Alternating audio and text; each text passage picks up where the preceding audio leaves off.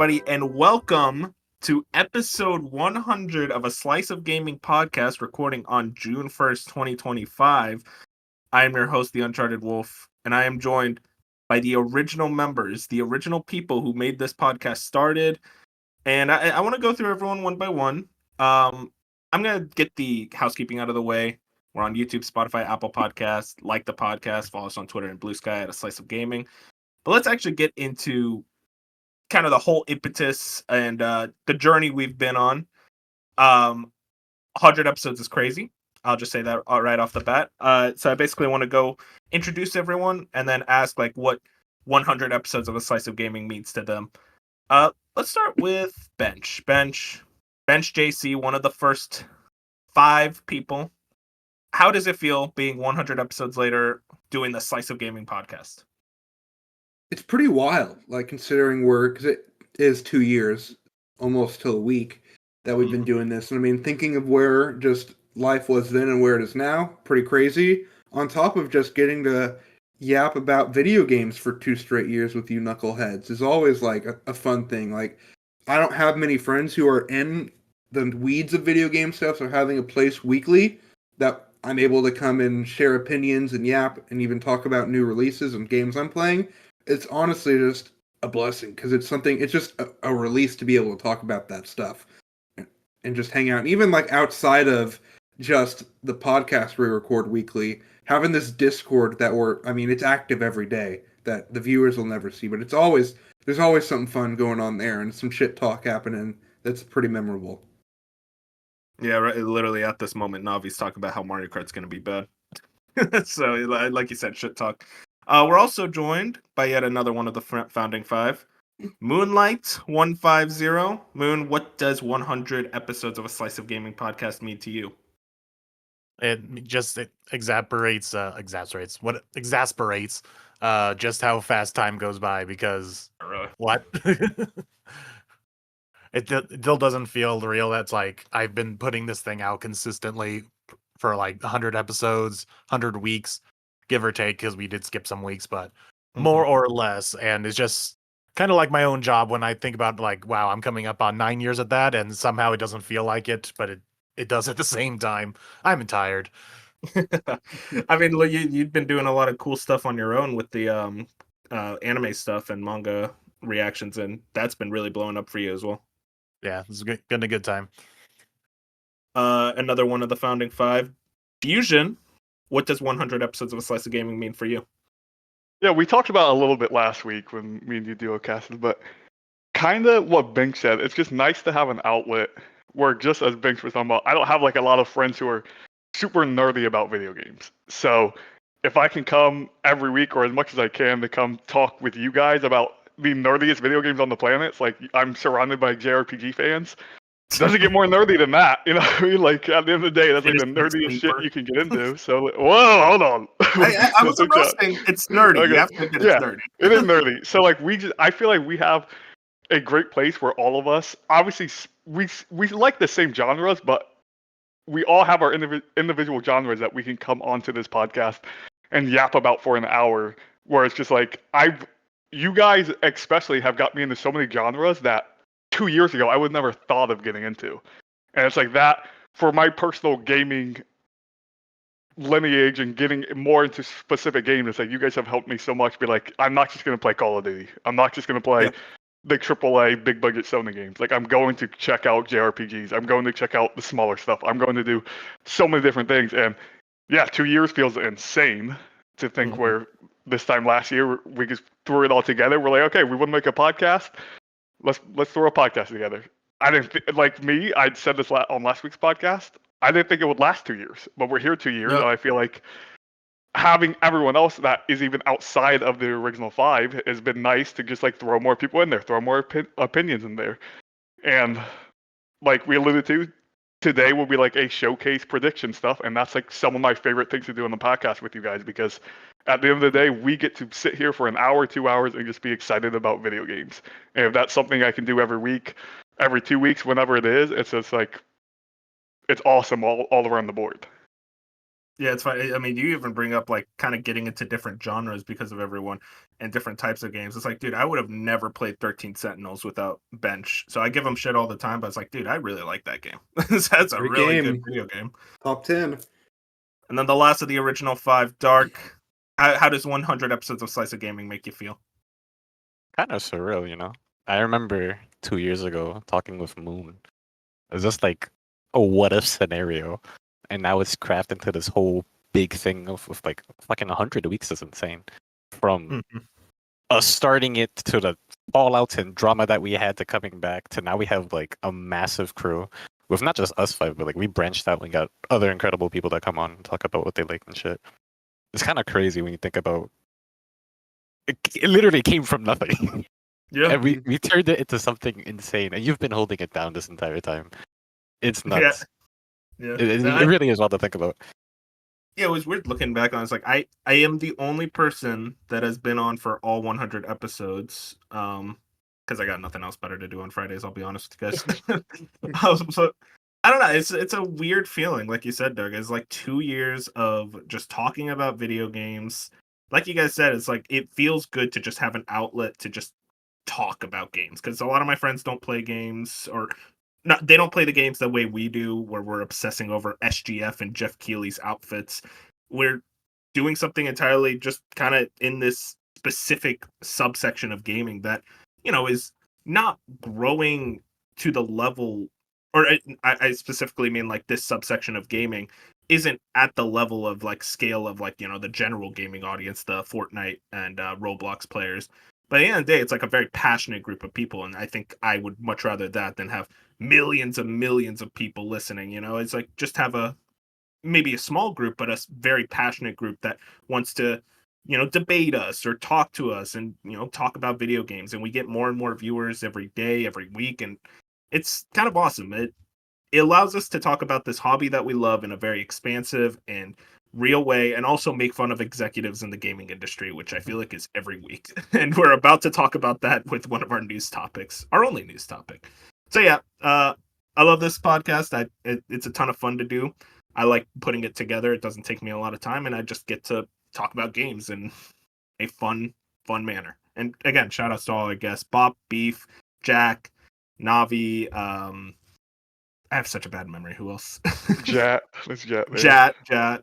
Could you forget Jet? I can't believe I Cyber, forgot. our producer Colin. Colin, yeah, our producer. One day we'll actually get him on a podcast. One of these days, I'll force him on. But yeah, let's talk about everything that's happening in the gaming news world. Which really, I only put one thing. I almost put the Xbox handheld thing about how that kind of got shelved away, but I'm like, I don't care enough. But this is kind of the major news story that happened over the week. It was actually a pretty light week, I think, because a lot of people are getting ready for showcase season. EA cancels the Black Panther game. This is Rebecca Valentine at IGN. Electronic Arts is canceling its Black Panther game and shutting down developer Cliffhanger Games, IGN has learned. In an email sent to staff from EA Entertainment president Laura Miele, Miele said that these changes, alongside other recent cancellations and layoffs, are being done to, quote, sharpen our focus and put our creative energy behind the most significant growth opportunities. In addition to closing Cliffhanger and canceling Black Panther, EA is also laying off some individuals on both its mobile and central team. When asked for an exact number of individuals impacted, EA declined to comment. IGN understands the number of effective individuals in this wave is less than roughly 300 roles cut last month across Respawn and EA's fan care teams. We were actually talking about this, Fusion. Respawn got layoffs, and you and me were like, how many more people are there to lay off at that team at this point? I feel like there's always every month Respawn getting layoffs. So They must have had like 1,000 people at one point. I Because have to they're imagine. not small layoffs. They'll be like 80 people, 100 people, 40 people. You're like, how many people did you guys have? Yeah, exactly. And there was also a Schreier Bloomberg report. There was one major thing specifically that the game was in pre-production for 4 years, and that was kind of the major impetus that caused the game to be canceled. Rough situation, obviously. This was a game that I think a lot of people were looking forward to, and a lot of stuff came out about it after the fact. Dark, I know you're a big comic book head. How is this kind of your first reaction to this? I mean, to be honest, I'm not really surprised because the comic book space kind of been like all over the place in the industry. Because we also had Wonder Woman get canceled. We had the fiasco with Suicide Squad, and Mm-hmm. the fuck ton amount of money that they pumped into that for it to be an utter disaster. So I can understand why, devs are kind of like skeptical of putting more time, especially for a game that was in pre-development for 4 fucking years. That said, it does suck, but I feel like these are great opportunities to do with IPs that, for a long time, we didn't really have good superhero games until recently. So it's like growing pains, it feels like. Yeah, there's a thing you noted about the team specifically. A lot of it was ex-Monolith staff, which Monolith shut down and their Wonder Woman game got canceled. And now a lot of the ex-Monolith staff that were originally there, also their game got canceled. So it feels like just rough situation for those They can't catch developers. a break. Yeah, especially with their last game being Shadow of War. And it's like, dang, 7-8 years and still nothing out of that studio or any of its members. Fusion, what about you? How are you feeling about all this? Yeah, this is just a shitty scenario all around because it's one of those things where it's like you create this entire new dev team 4 years ago. You're like, okay, we're gonna make this new dev team. We're gonna give them this huge IP, like a Marvel IP. Black Panther's not the biggest superhero out there, but he's a bigger one. You know what I mean? Like a lot of people know Black Panther. You give them this thing, and then you shut them down before we can even get a glimpse at it. Like canceling the game, that's one thing. Yeah, that sucks. But I hate when you cancel the game and then also it leads to the studio getting shut down. Where especially a new studio, where it's just like they genuinely did not have a chance. They didn't get a chance at a retry, they got nothing. And that is the triple A modern creating video games. The landscape right now is just like this happens time after time. We've probably had this exact same conversation 7 to 10 times a year where it's just like a new studio gets formed. They don't have the opportunity to put out a game, and then they get canned before they can even have a retry at putting out a game. And I know me and you talked a little bit in the Discord a few days ago when this dropped, where it's just like, this was in pre-production for 4 years, which yes, is a long time. And me and you were talking about, I wonder how this would have looked when crunch was still an issue in the industry. Obviously, none of us here want crunch. That's the last thing any of us want is like having these game devs crunch. No, I'm kidding. Like, we don't want the crunch, but video games, taking the crunch out of video games has led to these drastically long dev times. And this feels like a situation where if this was like 2015, 2016, somewhere around that time, I could see where they probably wouldn't have been in pre-production for 4 entire years. They probably would have been working 70-hour work weeks, and they would have been further along. And EA would have looked at this project and been like, okay, it's too far along to cancel this. But the fact that I assume there was no crunch at this studio, and they were working not casually, but a normal work week, and they were going through the pre-hiring, and they had to hire one exactly new team. It was that situation where EA was just like, okay, you're still in pre-production 4 years later. We're just going to have to cancel it. Like, you're not giving us what we want at this point. It's not going to bring in money anytime soon. This is still probably 3 years off. We're in the landscape. EA, for some reason, billion-dollar publisher with a lot of sports games, and they bring in a lot of money every year. They're like, no, we're just not going to do this thing. And they probably, I could see a scenario where they looked over at Motive and Iron Man. And Iron Man's probably further along, bigger team, more veterans over at Motive. It's a studio that's been around for a longer time. And they probably directly compared them unfairly because, again, brand new studio. And they were like, no, we're just going to put all our focus on this Iron Man game, and this Black Panther game is going to go away. Again, my biggest issue is also canning the studio. These are people that obviously have talent, and it's just like, okay, if you're going to cancel the game, whatever, but could you not have been like, hey, we're going to let you work on a smaller project or do something where, hey, if you can promise us a game in the next 3 years, we'll keep you alive. But it just feels like in the landscape today, you get your game canceled and your studio shuts down, and then you're just shit out of luck. It's one thing, like I said, to cancel a game. At least you still have a job, but now it's just like, no, they're out of a game and they're out of a job. Yeah, and it seems like a lot of kind of the thing. This came from the EA investor report about them really moving away from licensed IP. I mean, if you guys remember that canceled Mandalorian game that was under Respawn as well, it was a thing of just like EA really does not want to mess around with licensed IP, but also they don't want to mess around with their own IP either because they keep canceling Titanfall stuff. I think I remember one of the things. This might be in this article. Yep. To that end, Miel's email continues. The company is focusing on a small handful of franchises going forward: Battlefield, The Sims, Skate, and Apex Legends. Now, tell me, guys, which one of those 4 stands out as like, you want to focus on that one? It's like one of these things is not like the other. I mean, But it has to be Skate, right? Like Skate is the Yes. one that's just like, why do you consider this your big franchise? it doesn't like listen, Skate 3 was a thing and it was a massive, and like the new Skate could be really big, but like the Sims, Battlefield, and Apex are all proven to be like multi-billion. Maybe not multi-billion, but like hundreds and hundreds of millions of dollars. And I don't know if Skate is on that level. I think That's so good. that's my issue. I think they're going, and Skate's free to play, right? Like that's been confirmed. Like this next Yes, it Skate's like a is. free to It's play a thing, live like service. live service. Yeah, like I think it's that scenario where they're gonna try to go all in on Skate being free to play, live service, battle pass, whatever, and it's just not going to hit. Like it's not going to be a thing Mhm. where Skate's gonna come out, even if it's a good game, like fun mechanics, whatever. Like I feel like it's the opposite of what the Skate community wants. And outside of the Skate community, no one's looking at a live service Skate and saying, "I'm going to play that." Like no one cares. Like no offense to Skate, like you said, it stands out from the rest of these. That Skate's never going to be, I feel like, take the casual Fortnite, Call of Duty, Battlefield, those players, and ever come to a Skate game. Tony Hawk has a better chance than that, and it's just like it feels like a thing where a year from now, like say Skate comes out early next year, whenever it's supposed to come out, and then like 4 months later, it feels like a thing where we'll get a report that's just like EA believes Skate underperformed, and we'll be right back to square root one with EA, and it's just like I understand Hazelight isn't EA owned, but they're partners, and it's just like you just put out Split Fiction, saw how well that does, that sells incredibly well. It feels like EA is so scared to just go into the single player stuff. It just like feels like they have so much fear. When Dead Space remake did awesome reviews, awesome sales. They've had hits in the last year where I and many others believed, okay, EA finally turned the corner on their stuff. I don't know if this was a Dragon Age Veilguard situation where Dragon Age Veilguard underperformed, even though it was 3 million copies sold, which I underperformed, I guess, for Dragon Age. 1.5 million. Oh, 1.5. Okay. Yeah, it was So, 3 like- million was the expectation.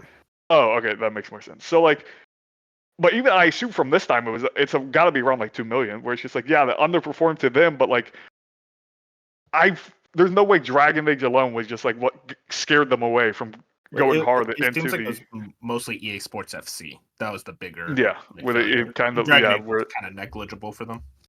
where it just feels like EA a year ago I felt like in that 2023 year they had such a good year with Dead Space, and then like Dead Split Space. Fiction just came out, and I'm like, dude, like everyone loves that game. That's going to be a Game of the Year contender, and it feels like they're just not. They're so lost. They almost remind me of old Xbox, like a few years ago Xbox, where Xbox was always 1 foot in, 1 foot out. That's how EA feels to me with single players. It feels like they're 1 foot in the single players, 1 foot out, 1 foot into the IPs, like the licensed IPs, 1 foot out. And it's just like at the end of the day, it feels like at this moment they're just going for the cash grab. Like all the studios you just named are live service stuff where they're expecting to get players and battle passes sold and all of that.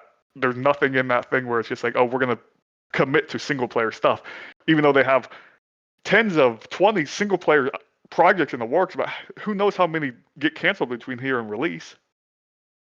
Yeah, it just feels like a lot of the time these games are kind of sitting in pre-production or like they're pretty early production stages, and these companies kind of look at it and it's like, well, why are we like we're getting so much money out of everything else and yet we're spending money on these guys not making us anything at the moment. I think that's why a lot of these kind of single player studios are trying to do these multiplayer side games as like, okay, let's see if we can get some type of recurring revenue to make sure our investors aren't upset at us or the publisher doesn't start looming over them. And I think Respawn had it really good with having Apex Legends, but then it almost got too big to the point where it's like, well, why would we ever make you guys work on Titanfall when you could just keep making Apex for us? It's extremely frustrating, especially with the insane amount of talent that EA owns. It's one of those things where I'm always like wanting to defend EA from like, oh, EA is the worst company in the world, and I'm like, no, guys, they're not that bad. But then you make decisions like this, it's like it's hard for me to defend EA, really. Especially they were making good shit, like you said, like Dead Space in 2023. It's like, oh, you guys are getting it, and then immediately after, it's just, oh no, we're canceling Dead Space 2 remake. It's like, what? You guys got to start doing stuff more often than just canceling stuff. Yeah, but It's it's very weird. odd. It's frustrating. But yeah, I don't know. I guess I hope that ex Monolith stuff is. Do you guys think they're just going to be out of the industry, or are they going to try to like form up a new studio? For this new Depends studio, on who's money. Yeah, but for like just Monolith's leadership and ex staff in general. no, I feel like Well, they'll they just get spread out around the industry. Yeah, they're probably gonna split up, but they're really talented people. So Makes sense. That's the only news story. Of course, it's a negative one, but I have a lot of fun stuff to go over here. Okay, so I'm looking at topic of the show, and you guys decided to put ranking every guest friend of the show. Okay. Number one friend of the show, it's Jeff Keighley, right? Either that or Jeff Grubb. Oh yeah, didn't we always used to say It's Jeff Matt Grubb was Booty. friend of the show? Oh yeah, Matt Booty, we said that too. I forgot about that. Bench has history of Matt Booty. It's a hatred of Matt Booty. That's not friend of the show. That's enemy of the show. Bench, how you still feeling about Matt Booty in this current day and age? Gave you Just nothing. steaming anger. That's all it is. See, it wouldn't be episode 100 without Bench ignoring me. We're back, baby. Some things never change. What's it called? So I have some stuff here. Some stuff we've done in the past. I have our top 20 games list that we made for episode 50. Matt Booty sucks. Matt- I could do as Oh, John no. Campbell did. Oh, you were having mic issues. I thought you were just Oh, yeah. ignoring me. Okay. Oh, that yeah. makes sense. Okay, it should be. It sounds better now than what it was. But yeah, we have our top 20 games that we made back for episode 50. Do you guys remember this list at all? I do. Yeah, I remember some of it. No, Okay. the I remember remember there was were. the 100 characters list that everyone got upset about. I remember that Dark had some bad opinions. Okay. We'll see what we I have don't know. here. The king of bad opinions is not talking right. True. True. All right, so on this list is Resident Evil 2 remake, Portal 2, Xenoblade This from Chronicles 20 3. to 1. This was 2023, I think. End of Well, I 2023. mean, is it like, are you going from 20 to number 1? Yeah, 20 to number 1. Okay. Okay, yeah, let me reset. Resident Evil 2 remake, Portal 2, Xenoblade Chronicles 3, Fire Emblem 3 Houses, Uncharted 4, Final Fantasy 14, Super Smash Bros. Ultimate, Kingdom Hearts 2, Nier Automata, Skyrim, The Witcher 3 Wild Hunt, Marvel Spider-Man, The Last of Us Part 2, Super Mario Galaxy 2, Mass Effect 2, The Legend of Zelda Tears of the Kingdom, Elden Ring, Hades, Persona 5 Royal, God of War Ragnarok. The most boring ass top 20 ever. Name Wow. 20 God good of- video games. I think That list God of isn't War very number different one from it is was now. God of War Okay. number one. I think it was not the best decision. I still stand by it. Me too, Dark. I think I stand Especially- by most of the list. I'm just like of the mind of like it's kind of a boring list. Yeah, it's like the it's most not unique. generic ass list. Yeah, Witcher 3. If you guys want to Wait, was Red Dead on there? No, Red Dead wasn't there. No. I don't think either. I you would have or put Josh Red Dead played 2 it up yet. there. Somewhere. I would have put it. I don't know where. I would have put it there somewhere. But Put I Red agree Dead with 2 on the there? list though. Red Dead, it might have been before I played it. Yeah, Yeah, it so was that's the before thing. you Like played it. since then, I've played so many more games, and it's just. I mean, okay. But Okay, any games that came out between 2023 and now would you guys put on this list now? I can think of one very obvious one. Expedition Expedition 33. 30. Oh my god, you guys are Rebirth. so fucking lame. Rebirth. Was Rebirth out by now? No, Rebirth was not out. Oh, This yeah. was 2023. Expedition 33 definitely deserves a spot up there. Oh, you in know my what? opinion. No, you know what? I think this was after Rebirth. I Oh remember yeah, now. it was. Oh yeah, I but just Bench put was it on the losing his list. shit. I remember. Yeah. No. I remember exactly what happened. This is what happened. Bench kept because we all had like our one like no matter what this gets on the list thing, and Bench kept trying to choose between Rebirth and 14, and then near picked the very 14. end, when we were all finalized, Bench was like, you know what, Wolf, put FF14. It's like I still None of us agree played with it, that but okay. decision, but both of those should be on there. dude, for some reason it is not letting me save this image. I think we tried. Did we try to do one per franchise? Is that what happened, or did we just happen to get one no, per we- franchise? Yeah, we weren't trying to, but I think it was like almost like a yeah. I we think might as well try. Even though I haven't finished yet, I would think Baldur's Gate would go up there. No. I would. I'd play for it. You don't even like Baldur's Gate Fusion. I know, but like that's my point. But everyone else in the world does. So. I don't know, that's not their our- list. Our list. Yeah. What the fuck? Oh It's yeah, our I list. guess. But I felt like there was like 3 of your Game of the Years that year. I'm Yeah, but, less like, mad. all of the other games that we put up there were kind of like, we're like, damn, those are like games of all time type shit. See, I'm Fusion, less I I don't mad know if I about would say this that list about Baldur's. than Although the I really list. did enjoy Baldur's Gate, so I'm I less mad about this list than the characters list because somehow me and Fusion had to fight tooth and nail for Cloud, and that we'll get into the characters list in a second. I just want to point out, or I feel like the one that would actually get on here from the last 2 years more likely was Astrobot. Because me, Fusion, and Oh, Moon yeah. really loved that game. Yeah, I would. I'd put Astrobot up there.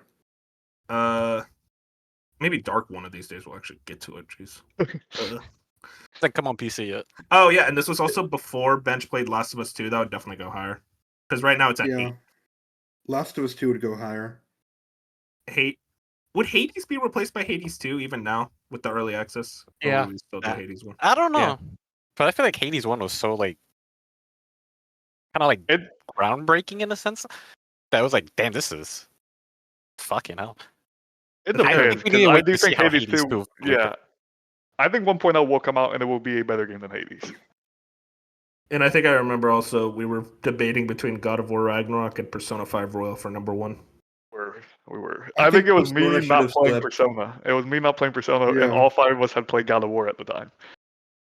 Yeah. Well, I mean, I don't even think Dark played it at the time. I But then didn't he play it did at the time, but that said, I did play the first 2018. one. And Yeah. yeah, and you guys were like, it's even better. I was like, yeah, I just took your word for it. And you guys were right, but I did play it. Do we have afterwards. Are there any indies on the list?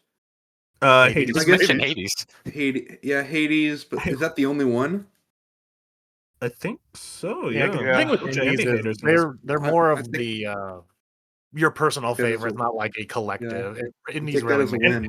I I think with indies, it's like everyone has a different favorite indie, so it's kind of hard for them to make it into a top 20 like this.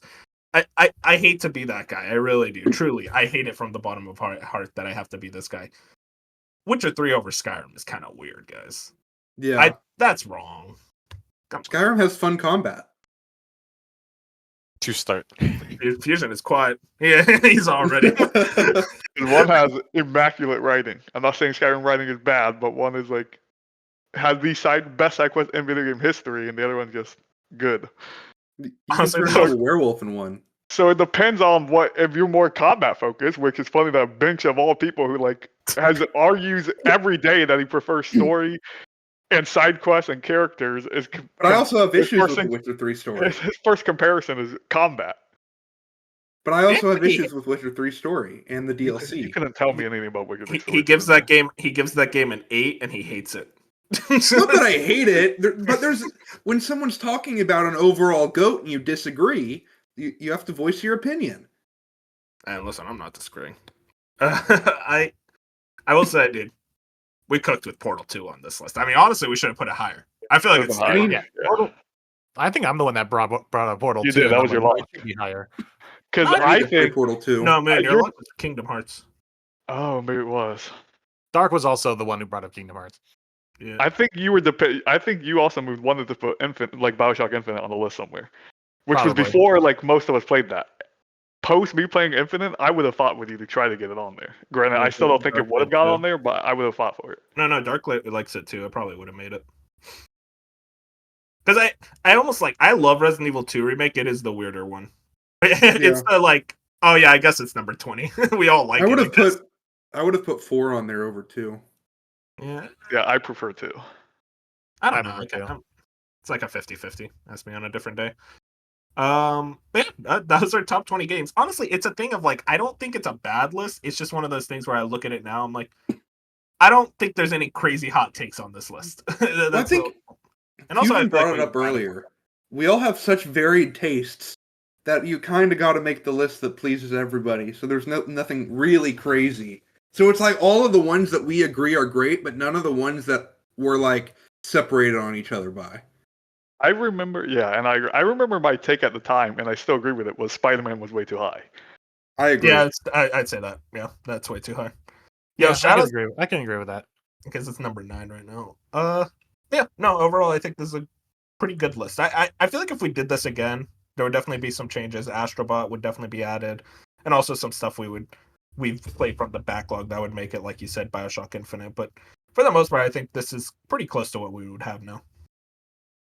It is funny. Yeah, it is funny thinking about.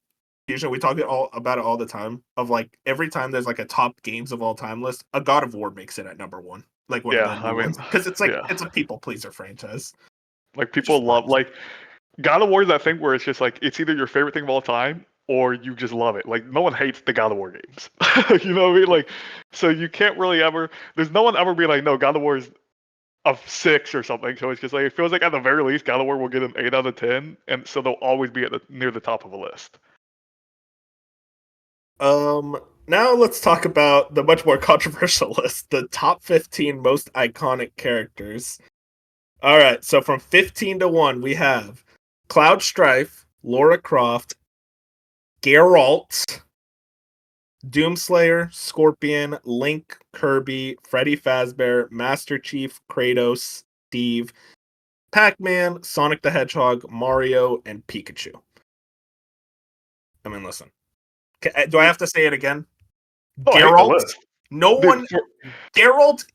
I feel like Geralt is recognizable. Bro, he has sold not. 90 million copies. No one... 90 million. No. You pull that You number know out of who- your ass. No, 60 if you million.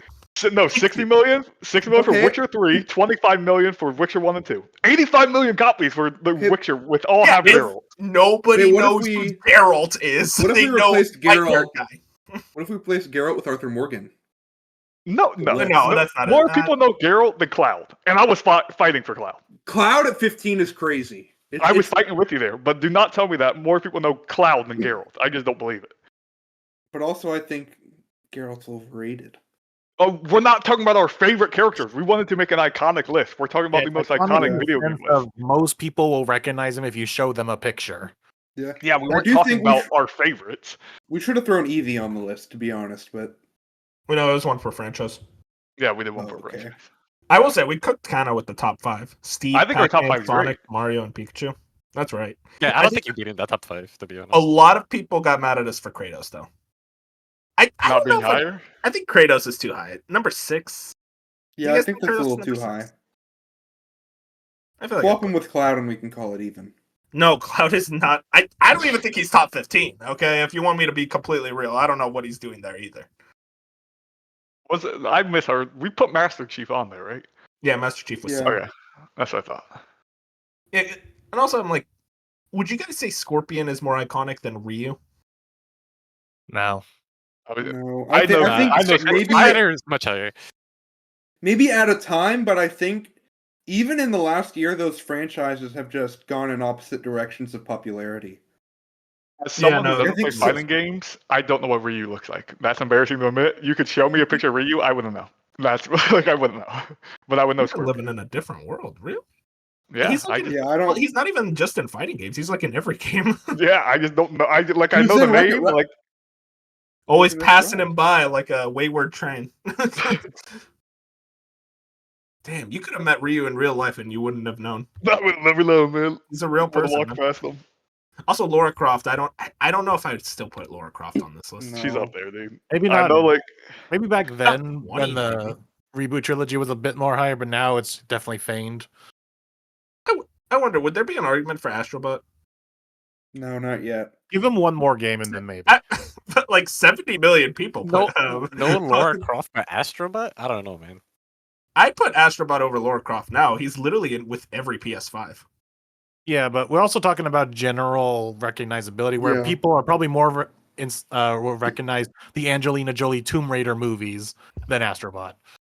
Was Vault Boy on the list? I think we considered him. Yeah, I Remember think us you put considering on him, there but he now. But he didn't make it. Yeah, I don't know if I'd put him up there. Yeah, I mean, for the most part, it's good. It's just Geralt and Cloud that I'm still having a problem with. Geralt's definitely got You help. just had. with You TV only series. needed to say Geralt. You didn't need to say Cloud. I'm gonna say both. I think they both shouldn't be on the top. only one of those characters has books, movies, TV, and Nobody games. read the books. I mean, Like, no, you're mentioning Cloud. You're mentioning what Cloud book has Cloud in it? That's not probably some dumb delusional. I have it in my anime? closet.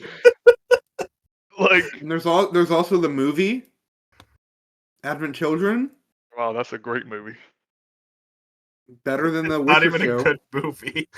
That's what's crazy. Advent Children is a bad Butch movie. just be saying shit out of his ass. Like, I know. what about Advent Children better than the Witcher show? You mean the same Advent Children that murdered like the characterization of nearly all the characters? Ghosts. And that's the same Advent Children that everyone said was bad, and then recently they were like, you know what? Actually, it's pretty good. Yeah, that Advent Children. Nostalgia hits. We should throw Nostalgia Zach up hell on the drug. list. No, we That shouldn't. was what we were saying. If you want to make a top 15 worst video game characters, I'm down to put that on there. Like, I think we did pretty good for Worst video iconic. game characters. Cloud is number one.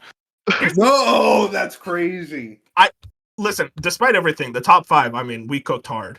I Yeah. remember Pop got mad at us for not putting the Angry Bird on there, but I feel like nobody in human history would be able to tell you his name. Red. Yeah, and John, for what we're John gonna say Angry Bird. about how bad the damn show is, Ellie has a better chance to be in that top 15 now. I don't know if she makes it yet, but like, No, I think Joel's She better has a than better Ellie in chance. that show. I think Joel has a better chance than Ellie. I agree. Yeah. maybe, Well, maybe. Poor Fusion immediately. I didn't I don't agree, but you guys haven't watched the show to know like the dude's I have there for watched one the show. episode. The second season? Yeah, But It's I ass. think people. I think know it's people- ass, but I didn't say But I shit. think to people you. people watched the second season for Joel. They didn't watch it for Ellie. Well, they didn't get much of them, so it don't matter. I know. and I watched, that's why I people watched stopped the show, watching. and I purposely did not say anything to Fusion because I know this man fights the unending battle that he's never going to win. I was like, I'll let him be. Hey, he won. The game sold 2 million copies with that show. So It's It not is, enough for him. It's not It enough. sells 2 million copies. he's doing It's not good. enough. I would not take the trade off. The trade-off. I don't know if you guys saw the clip that was going on Twitter after the last episode of like Abby pulling the gun, and then Ellie's like, "No!" It looks like a failed quick time event. It looks like a quick Fusion. time event. Are you signing up for season 3 and 4? There's a 4th season. I'd be dead. He by said it's going to be 5 well- seasons. Well, yeah, he said there's no way they can finish the story in 3 seasons. Yeah, well, the dude It's also- also doesn't know how to write, so who knows? All your goodwill from season 1 gone. At least Fallout's peak.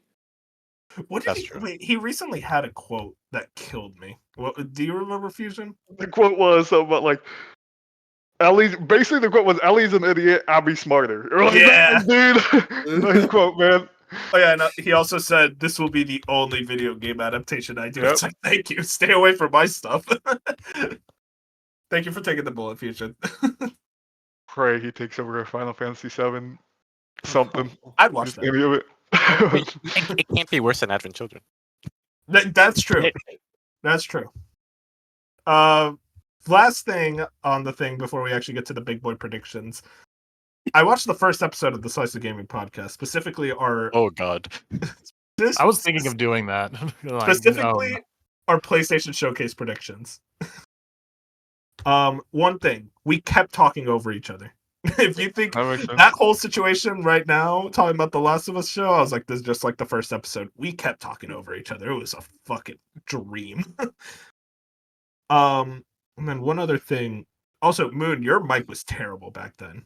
I'm so Probably. glad you got a new mic. I think most of our mics sounded like kind of the same, but like Moon's was like, oh man, the drastic quality difference is crazy. I remember. I didn't mean to cut you off, my bad. Yeah, go ahead. I remember, this is like a fun story. When we first started, we were kind of like nervous to get into it, and it was one of the early like episodes, like episode 3 or 5. And then one day I was just like, what if I just start shit? What if I like I purposely started shit? And then immediately everyone's nerves just disappeared and we just started going into it. And it was the funniest thing. Bro was always just starting shit, man. It's You know, crazy. I did it intentionally because like we were like, I don't know how to describe it. I remember us being like nervous and like we weren't really finding our groove properly. And for some reason, me starting shit. I think we tried to be Yeah. too professional. We were being Yeah. too professional in our first few episodes, so we needed to like make it more lighthearted and like we were just actually friends talking about video games and not like sitting in front of a camera with suits on saying the news. Well, I forget what I said, but like I went after someone. And it was funny as fuck. I think. Wolf, when do you think we first talked about Switch 2 on the podcast? Oh, I think the first few rumors were like late 2023. September 2023. Which is Wait, you yeah, were just back? yeah, I You just went back. Oh wow, you were doing the research. Early September, That's and funny. now it's just now coming out. It is, yeah, because the original rumor was supposed to come out late 2024, and that just didn't happen. So, And then, yeah, so I have some things here. I wrote down what our predictions for the PlayStation Showcase were. You guys watched the PlayStation Showcase 2023 recently? Always. It's I bad. rewatch from time to It time. opened with Fair Games, right? Yes. Like, Oh. hell yeah. One of the worst PlayStation show. No, the worst PlayStation show. I was at the worst. Yeah, no, it was absolutely horrific. First off, I want to get our excitement. We rated our excitement for the PlayStation Showcase. I said it was gonna. My excitement was an 11 out of 10. Moon said You were so 7. hopeful back then. Moon said 7 to 8 out of 10. Bench said 11 out of 10. It's the same. Fusion said 9 out of 10, and Dark, we make fun of him a lot. 7 out of 10. He was right. If anything, he was too Him excited. and Moon were right. Yeah, it was a 5 out of 10. The gift I of don't- prophecy. I don't want to give Moon points because he couldn't decide. He was like, oh, 7, maybe 8. It's like, well, choose one number, Moon. Another thing too. Oh my bad, did I cut you off? Yeah. You guys doubted me because I was one of the sole champions of saying, "Hey, the next 3D game is gonna be Donkey Kong." I don't know why I got that. Oh, prediction. yeah. It like came to me in like a premonition. I was like, Okay. "Is it gonna be Donkey Kong?" And I had to Well- fight tooth and nail for it. There was a rumor, I remember, of like the Odyssey team working Virtuous. on a 3D No. Donkey So I Kong. remember what it was Virtuous. that what is it like what's the name of the like the amusement park that they have? For Nintendo Nintendo World. World. Yeah, they started doing Donkey Kong stuff. I'm like, yo, the next thing is gonna be Donkey Kong, and then it happened. Well, I was like, there's Mark, you're no way the sort 3D of- Mario team was working on Donkey Kong, and I guess I was wrong. No, you're not completely right, Dark, because they were working on both in 3D Mario's this year. So Oh my god, he's still You're doing it. delusional, bench. He hasn't recovered. it has to be this year and next year. It has to be. It's Hey, I'm Donkey playing Kong. Red Faction Gorilla next month. Okay, that's all I I know. will say, people, I'm going to call out some names. Bop and I wouldn't be Jack. as gaming upset without that. Bop and Jack have constantly been saying they are underwhelmed by Donkey Kong, and I just don't think they understand that this is a 3D platformer from the Mario team, and the expectation should be through the roof because it's the Mario team. So I don't And know what's Jack going is on saying with that? them. Yeah, Jack is being Jack's generational hater Jack. Of course. I know. But Pete was low they're on it. constantly been just doubting Donkey Kong openly, and like they don't understand it's gonna be like they say when they're predicting like Game of the Year and stuff. Donkey Kong's not even near the conversation, but I think they don't understand. Yeah, they keep talking about that French game that came out a couple months ago. I forgot what it was called. Yeah, So I wrote down our predictions. If you guys want to find someone to make fun of, you can make fun of me first because I was looking back. I have the worst predictions I think I've ever seen in my entire life. My first prediction was a Pragmata re-reveal release for November. Release for November of 2023. Maybe this November. Yeah, maybe. show I'll up. take the points. Was that before or after the delay that they announced? Before the delay they announced. Oh, yeah. With the sorry note. Yeah.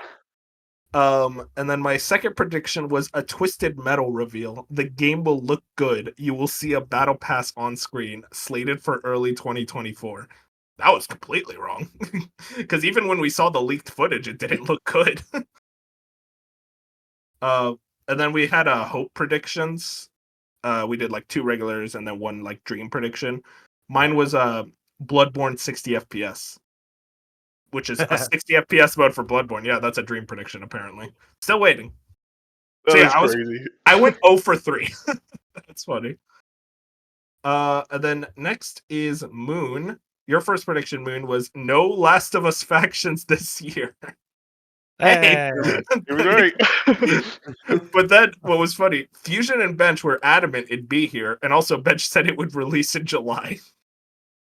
yeah. I will say one of my favorite podcasts we've done was the emergency podcast we recorded that night when it got canceled. That was a good one. That was really good, yeah. Fusion had to write down his notes and shit. That was a really good one. And then your second prediction, Moon. Horizon Zero Dawn remake will be talked about. Everyone else thought it'd be canceled. And they did at least talk about it, so I get half credit. I mean, it took a year, but yeah, I'll give you credit for that because we thought it wasn't real. And then also Dark brought up a Breath of the Wild remake, which did eventually happen. So I remember Dark. I was like, "There's no way a Breath of the Wild remake exists," and like I was Breath of the kinda Wild. right. Yeah, I was kind of right, but there's the Switch 2 edition. Oh Not a yeah, remake though. thank Still gonna be God. on my game of the year list. Oh yeah, and then Moon also said Eternights trailer and August release date. Me and Moon were both excited. Moon, do you remember Eternights? People won't shut up in the Discord about it. Like, think I'm just the guy. I'm like, I haven't even touched it. God, that's funny. It was just like we were both like, "Yeah, it's gonna be cool," and then it came out and was like, "Wow, this sucks." Well, it seems like gone like I don't know if nostalgia or something has hit it, but people are more positive on it, I guess. On But it's still not like groundbreaking or anything. It's just like it's a good game. Oh, fair enough. And then your hope prediction was a live service PlayStation All Stars Battle Royale 2. Still waiting. Specifically It's a said great live hope. service. I want that still. I really do. Bench, your predictions. You said the last pre-launch Final Fantasy 16 trailer plus a demo. I think the demo came later, but it wasn't at the showcase at all. So you were kind of like half Yeah. right. You also said Blue Point would appear. Oh, nice. They haven't God, appeared yet. Oh, they're not going to appear for a while. And then you also said The Last of Us Factions released for July along with a Last of Us 2 PS5 remaster. Kind of We close got for that the one. remaster. Yeah, that happened eventually. And then your dream prediction was also Bloodborne 60 FPS, PC launch for October, Blue Point involved, not a free upgrade. Oh gosh. What It was certainly his- wouldn't have been free. Yeah, definitely not now. Fusion. Oh, Fusion. Yours are very funny. Your first one, Horizon multiplayer game reveal, summer 2024 release date, and then you No said, way. and I quote, "I'll be shocked if it isn't here." Still waiting. Hey, this year. We'll come back to that later. Are you genuinely shocked it still hasn't been revealed yet? Yes, I'm genuinely shocked. Because They started working on that game in 2018. Yeah, it's been a while. And then you also said London studios will show their live service game, no release date. Well, there's definitely not a release So you date jinxed now. it. Great. I will give you credit for this one though. Team Asobi full-scale Astrobot 3D platformer will have VR and no VR mode, no release date, but you said it would be holiday 2024. Pretty good. You missed the VR part and when it would be revealed, but it's like overall, it's like yeah, you kind of nailed the release date and the It was just a game little itself. early. Yeah, I was Exactly. a year early. I'll take some credit for that. Yeah. And then Corey Balrog, is it Barlog or Balrog? Barlog. Barlog, okay. one of Corey them's a demon from Lord of the Rings. Yeah, okay. Corey Barlog's new IP teased sci-fi open world RPG. We still have not seen anything about that yet. And then you brought up this last thing. Bungie may show up, and I said it was too soon. Dude, I was like nothing. None of my predictions were right about this thing. Wait, so and Bungie did show up, right? That was Marathon. Yeah. Yeah, Marathon. That was Yeah, your got- trailer of the year. Yeah, I was. You know, I'll take two. Yeah, there you go. Is Dark. that trailer the best thing that's coming out of that game? No, it's gonna be me playing it day one, bitch. Sorry. It's like Concord. Yeah, what Nope. the hell? You said that about Concord no, Fusion. no, Concord was me just trying to hype up a new PlayStation Studio. Okay. I better catch you on the Marathon servers day one, I 2020. promise I'll be there.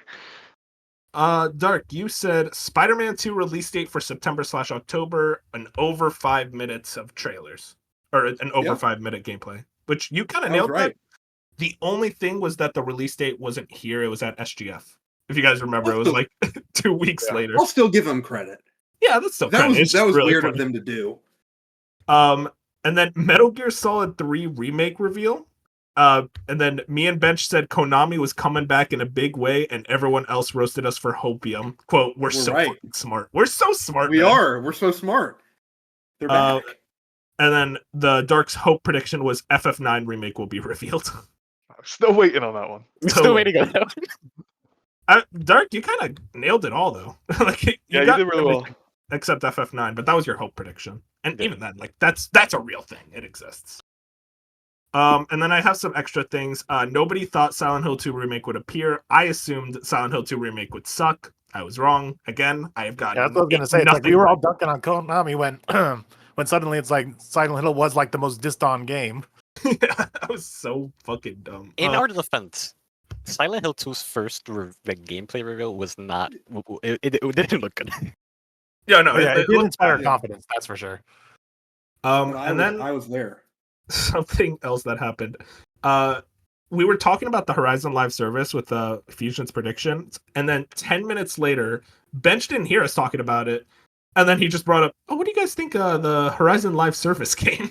That makes sense. That makes total sense. Yeah, and then we roasted the hell out of him. And then I said, "Quote: If I see a trailer for the Twisted Metal show, I will leave the call." That same showcase, we saw a trailer for the Gran Turismo movie. I remember that near the end too. Yeah. People like that movie and the show, to be honest. And then we all said Wolverine won't be there, which hey, we're still waiting. And then I brought this up. We would say me and Dark were saying like we should do a Bloodborne versus Sekiro podcast. We're still waiting to do that. Are you still on Team Sekiro, Dark, for your favorite of the FromSoft games? Haven't gotten to play Bloodborne. Oh, I've been waiting for so fucking long. I thought you were emulating it. So here's the thing. The emulation project is like nearing its completion, so I was just like, I'll just wait for that. I know it's like nearly done. I might be able to like run it now, to be honest. You might as in well its just do it entirety. so it's like fully done. But like at this point, like I don't mind waiting until it's fully done. Yeah, exactly. But I've played all the also- other Souls games, so yeah. I was looking away from our thing, and the first almost 3-hour podcast episode. Do you guys want to know what it was? It wasn't like our first Problems. episode. No, it wasn't our first episode. Our first episode was actually an hour and a half. It was actually really quick. 3 hours. Was it? It was the Art Xbox. talking about Summer Game Fest on Xbox. Yeah. Yeah, it was Like post- it was post Xbox. SGF Oh, was the okay. week before that, so it was post Xbox. You want to know who was on it? Pop. Whoa. Yep, it was Bob. It was Bob's first Wow, appearance. dude! What a debut! Mm-hmm. For the debut episode. It was a 3-hour episode. Yapper, Yeah. certified yapper. That's on brand right there. That's on brand. But yeah, I had a lot of fun looking back, but it's like also, man, we got a lot better at this because there was so much dead air and so much like talking over each other. So I think we've kind of nailed down like what our style is. Yeah, we Let's have keep done, and we've narrowed, like you said, we narrowed. Was it this time last year or like early 2024 where we like narrowed down of like we changed what we've been playing a little bit, like we made the show Yeah. more condensed, and I think that's helped a lot. Yeah, early And there are 2024. some times where it has to go a little longer just because news, like probably today. But no, we've condensed it and it's now a solid show. Yeah, I want to try to shoot for like under 2-hour shows for the at the most. 3 hours, man. At a certain point, it's like we're all dead. Let's talk about the predictions. We got a lot of predictions. Are you Yeah, guys let's get to ready? the actual meat of the topic now. Yeah. Hey, listen. Looking back on those predictions, I'm gonna tell you, some of us are really good at this. Some of us suck, like me, but some of us are pretty good at predicting stuff. Specifically, Dark. So, Dark, I hope you have good predictions for me. I hope so. The thing with my predictions, so that, like, the main difficulty of my predictions this time around, I just don't know where the games are. Like, I know that the games are gonna be there. I just don't know where they're gonna be. Yeah, it's tough because they can kind of spread out across like all the different shows. Yeah. All right. Let's talk about Summer Games Fest first. This is the first show that is currently announced. Jeff Keighley's coming in. Let's talk first. What's kind of y'all's personal excitement? 1 through 10. I'm kind of sitting at around a 7, I think. Yeah, That's it's just the pretty thing of like solid. Yep. SGF 7. is always fun to watch, but it never has like the big daddy reveals. I'd say an 8, just because that feels like he's not leaning on anything too specific. So I feel like it's going to be a lot of new reveals. Like it may be small stuff, it may be like double A stuff, but at least it'll be new. So that's kind of exciting in a way because it could be something I'm into. But yeah, 7, 8, somewhere around there. I'm in a weird spot because if this was post 2023, which I think is the best Summer Game Fest, I'd probably be like that 8 range. last year's I wasn't huge on, so like that takes me down to a 7. But then it's also like this year, by this time, we normally know a lot more about what's going to be at Summer Game Fest than we do this year. Like normally, that dude Jeff's like tweeting every day about like this is going to be here, this is going to be here, this. This year has been pretty quiet. Grant, he still has 4 days to like ruin it all and give us something every day, which I'm sure he'll do some of it this week because it's the week of. But like, I think he is kind of holding back a little bit. So I expect either re-reveals of things that were there like 2 to 3 years ago that would be really hype, or like Moon said, like actual brand new reveals. Even if they're not huge AAA stuff, it could be indies, they could be AA. So I think it does like sit me around the 7 still. But like there is some type of excitement there where at the end of the day it's a showcase, and Jeff usually puts on a good enough showcase where it's just like I'm always going to be excited for something that Jeff puts on, because Summer Game Fest, the Game Awards, Gamescom, they're all at the end of the day pretty good. New games being revealed is fun. Yeah. All right, let's start. I'll go first. I'm gonna say it's time for Tomb Raider. I think we get a Tomb Raider reveal. No date, no like crazy thing. It's basically just gonna be showing off her Lara Croft's new design, and also kind of the setting of the game. Not sure where they're going. I'd probably assume just another like jungle environment again, because that's usually where those games take place. But yeah, that's kind of how I'm feeling. I think it's about time for Tomb Raider. I know Nate the Hate was very much adamant about several games appearing, and he thinks Tomb Raider might be one of them. I think it's about time. I'm with you there. I think Yeah. actually I'm with you with I think Summer Game Fest. I mean, I think Tomb Raider will be next week. I'm not with you with the show. I don't think it will be at Summer Game Fest. Oh, you don't think it's SGF? No, I think it's Xbox. Oh, yeah. No, I think it'll probably be around one of these shows. Yeah. Nintendo. Could you Maybe. imagine? Yeah, no, that's kind of it. Bench, what about you? What's your first prediction? My first prediction, and then I have a very small second that's more just a generalized thing, is I think the Horizon MMO shows up here. I do think they do that here and not at the State of Plays. Just wider audience, and I think it'll be on PC as well, day one. I'm not sure if it's this year. It could definitely be this year, but I think that shows up here. And The then my MMO or the multiplayer game? I thought they were Because the there's a same difference. thing. No, there's a difference. The Then one MMO of them shows is up here. NCSoft. NCSoft making the MMO. Horizon multiplayer is in-house Guerrilla. Then I think the multiplayer shows up here. Okay, so you think Guerrilla Games themselves will be there? Yeah. And then I think that most trailers will have a Switch 2 logo on them.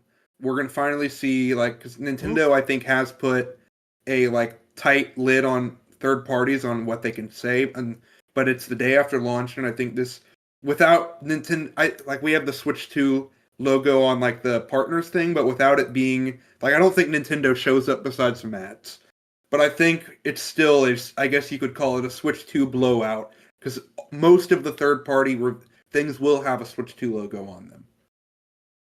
I think that's my thing, though, Bench, is like, I think Switch 2 games are going to be more common of, like, release on all the platforms, but I think they will get revealed at the Direct. I think a lot of third parties kind of know that Nintendo is if you want to kind of reach that audience, that crowd, you want to show them off at the Direct. So it's like almost, let's say Tomb Raider is coming out to Switch 2, they'll reveal it at SGF for like PlayStation 5 Series X, and then at the Nintendo Direct, there'll be like a quick thing of like, hey, Tomb Raider is also coming to Switch 2. To a point, but also I do think that there are some games that just, people that just can't get in, like your Hades is going to be exclusively out in Nintendo Direct. But there might be some smaller things or some third-party games that just don't think they need to be at the Switch 2 Direct that I do think show up there. So, at least that's what I think. No, that's fair. Let's do Dark. How what you think your first SGF prediction? So this one can go either one of two ways, but I am confident it's gonna be shown within like the next month or two. So it is Final Fantasy IX's 25th anniversary. And they've been having like a big celebration for this, and they have like merch and all types of stuff and setting things up. They've also been showing new renders of the characters. Very detailed renders, I might add, that looks like it could belong to a remake. I mean, it has to be this year that Yeah, it's so revealed. in my opinion, that it's You either going to stole be at Summer Games Fest or they're going to do a separate presentation themselves for it. The thing is, with them going multi-plat, I feel like Summer Games Fest might be the better idea to kind of be like, hey, this is for everybody. And it's just like an Mhm. easy throw. But yeah. Yeah. I do It's think it's I getting shown agree. soon. I think it's This year at the very least is getting shown.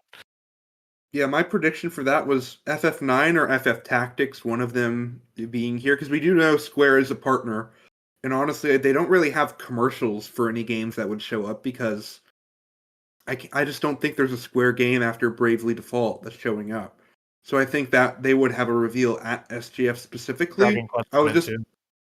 I guess FF9 would be the big one, but I also think Tactics could also be there. I think I forget for the separate event. Ben, you would remember. FF7 Rebirth got revealed at a separate event, right? It was at an anniversary. event.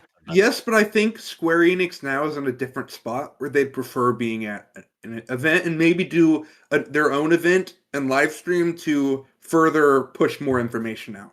I don't think you reveal a game at a separate event now. Oh, that's fair. Also, I think FF7 is much bigger, but even now, like, they didn't do it for a new trailer. They did do Summer Game Fest. Like, they do have a good partnership with Jeff. So I think it could and probably will show up here. I think that's my expectation. Yeah, no, I think FF9 for sure. I don't want to say for sure, but like it has to be somewhere in the summer of For gaming. sure this One of year. these. Well, yeah, reveal for sure this year. One of these 4 events, I think it will appear. Also, like, That's it'll kind of be the on, cool thing. It could be at yeah. any one of them. And also, it'll be on Switch 2, so they can have the Switch 2 logo there. Yeah, no, that's a very easy like Switch 2 version. Let's go to Fusion. Wait, did I say Fusion already? No, you didn't. No. Okay, yeah. Sorry, Um, my brain is You're all good. travesty. Nothing changed. Gosh, okay. I'll probably be completely wrong, and it's gonna look dumb in a week, but I think it is finally time for the Wolf Among Us 2 Oh man. to finally show up. You know, after so many years, because Jeff seems to have. I mean, it's been at Summer Game Fest, it's been at the Game Awards.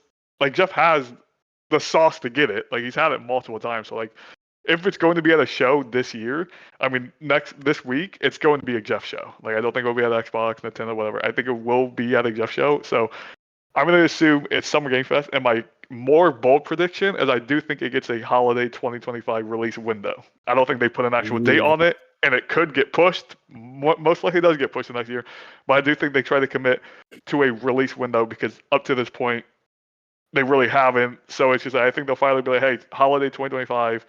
If that's October, November, December, whatever month it is, I think it will be very close to the end of the year, but it will be here finally, and it's going to be more than just a teaser trailer. It's going to be like maybe a little bit of snippets of like actual seeing gameplay in action, seeing the dialogue, and all of that. You're messing with Moon and Jet's heart right there. You know, Yeah, no.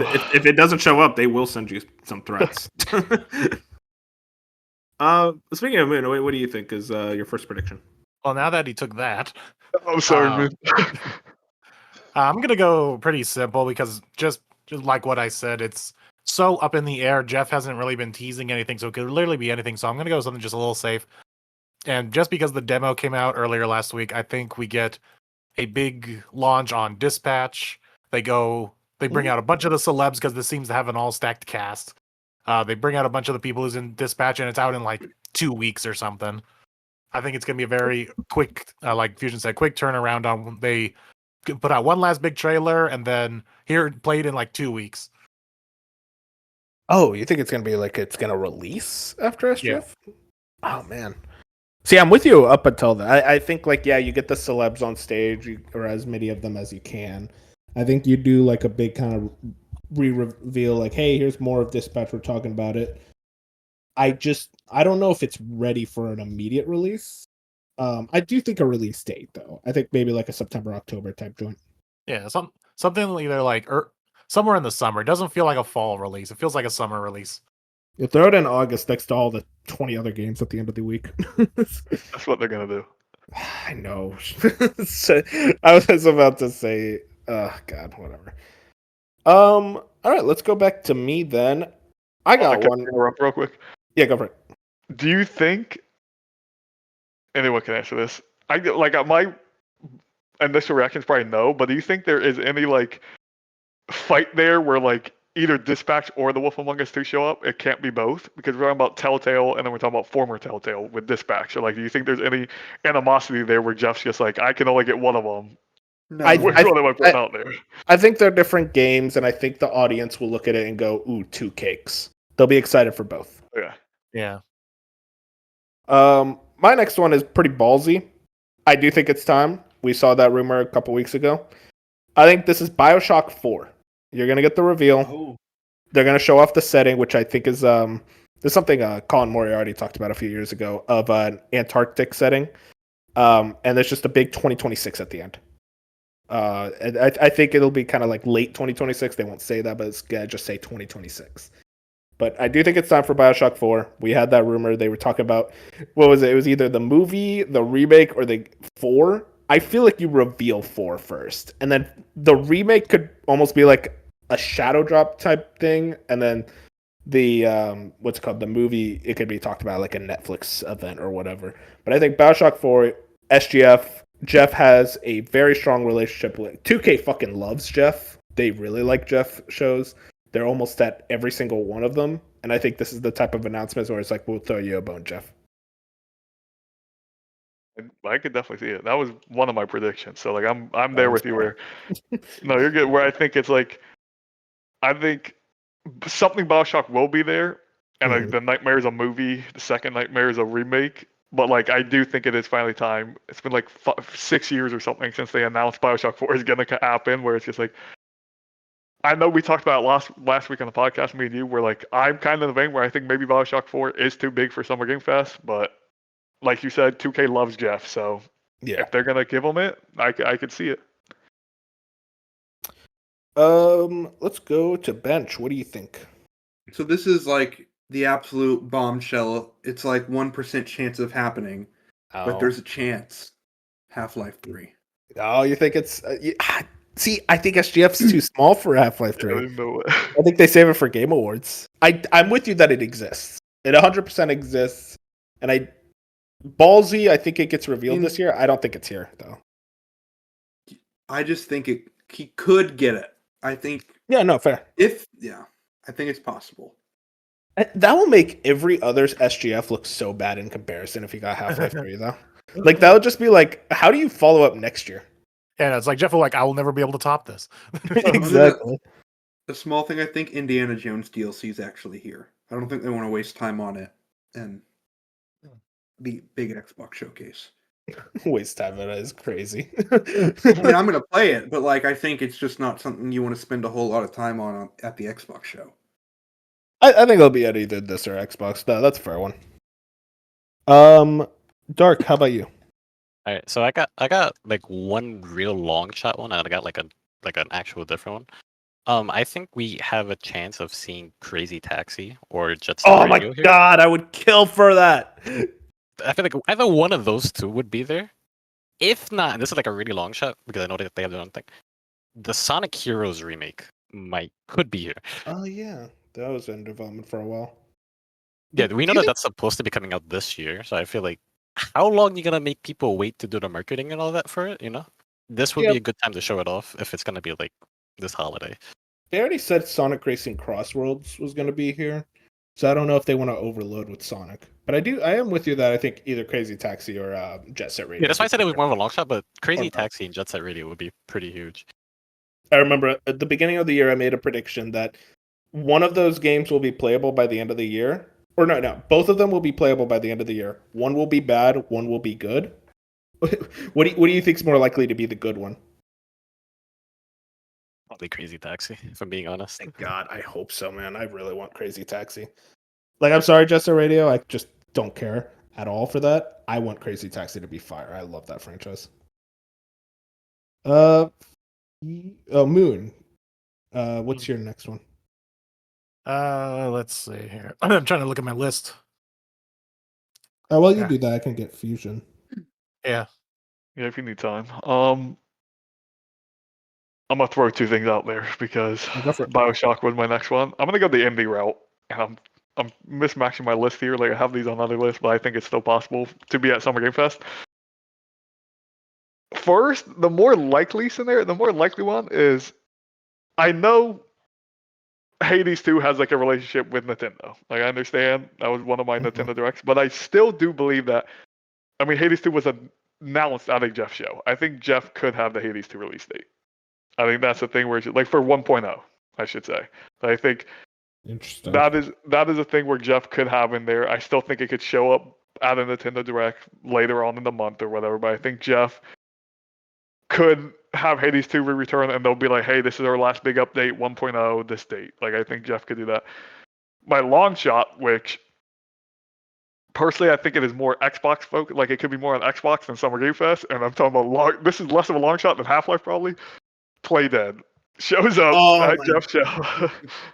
I think that's more of a long shot than Half-Life. That's what I'm saying. I think it's after 9 years or however long it's been since Inside, finally they show up. I think it's either Summer Game Fest or Xbox if it's going to show up this week. But like I'm going to just throw this out here and say it's Summer Game Fest just because I need something else. So like that's my long shot for Summer Game Fest is that Playdead. I don't know if it's my thing is I don't know how many people that are watching Summer Game Fest would see like the Playdead logo and get excited. Like I think like obviously people like us would get excited, but like I don't think people realize actually how big Inside and Limbo were. So they're just gonna see that Playdead thing, and like I think obviously it's probably gonna look great. It's gonna look cool, but like I think it's too small for a Game Awards, which sounds weird. You know what I mean? Because it's just like.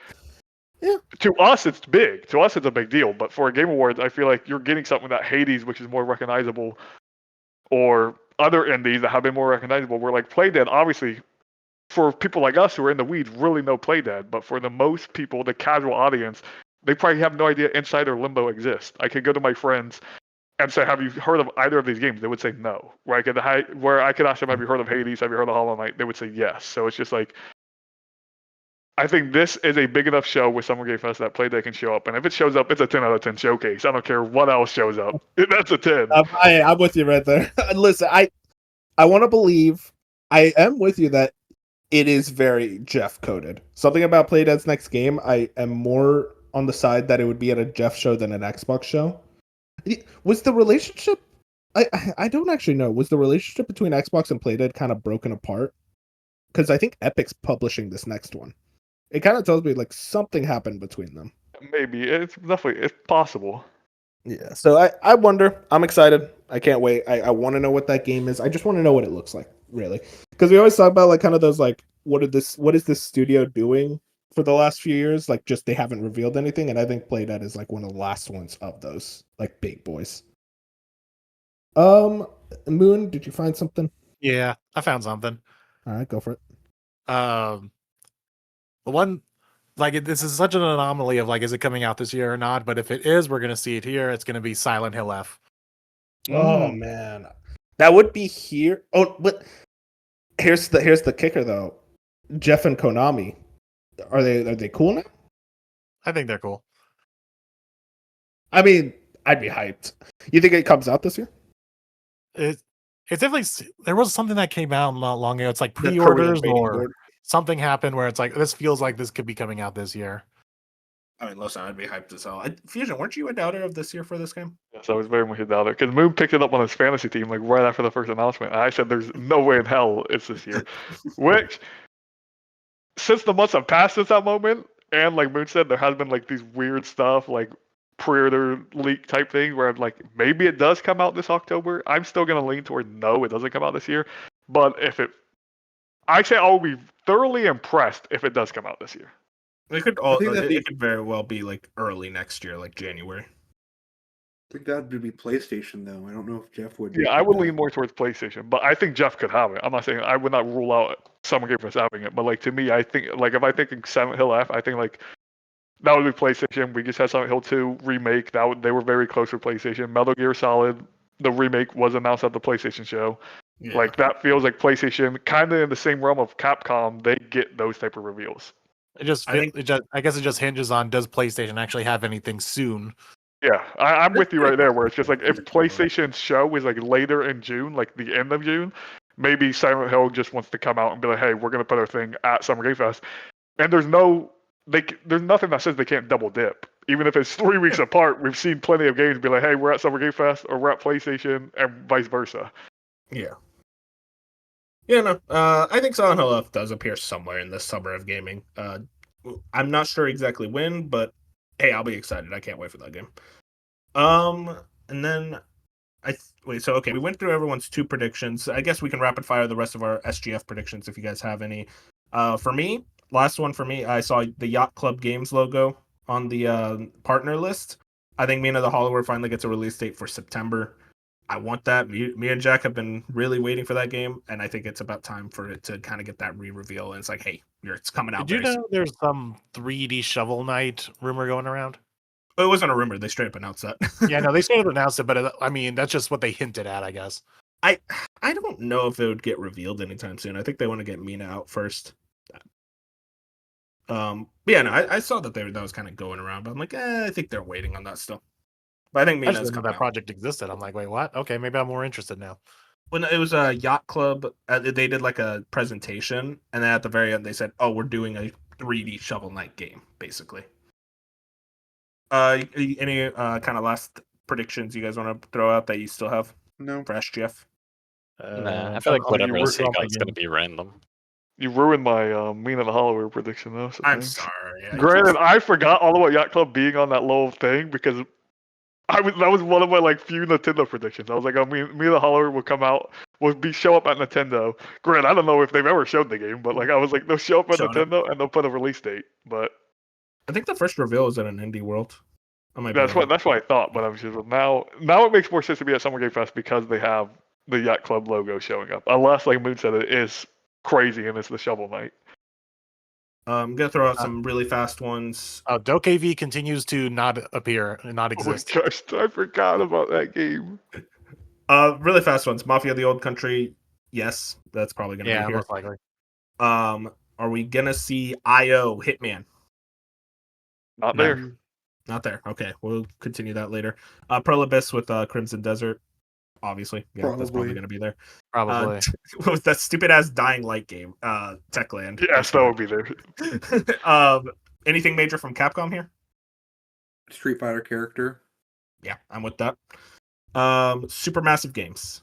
Little Nightmares Yeah, 3. that would be there. Yeah, Little Nightmares 3 probably, and maybe the other one. What? The what it was 1088 Directive. Directive Yeah. 8020.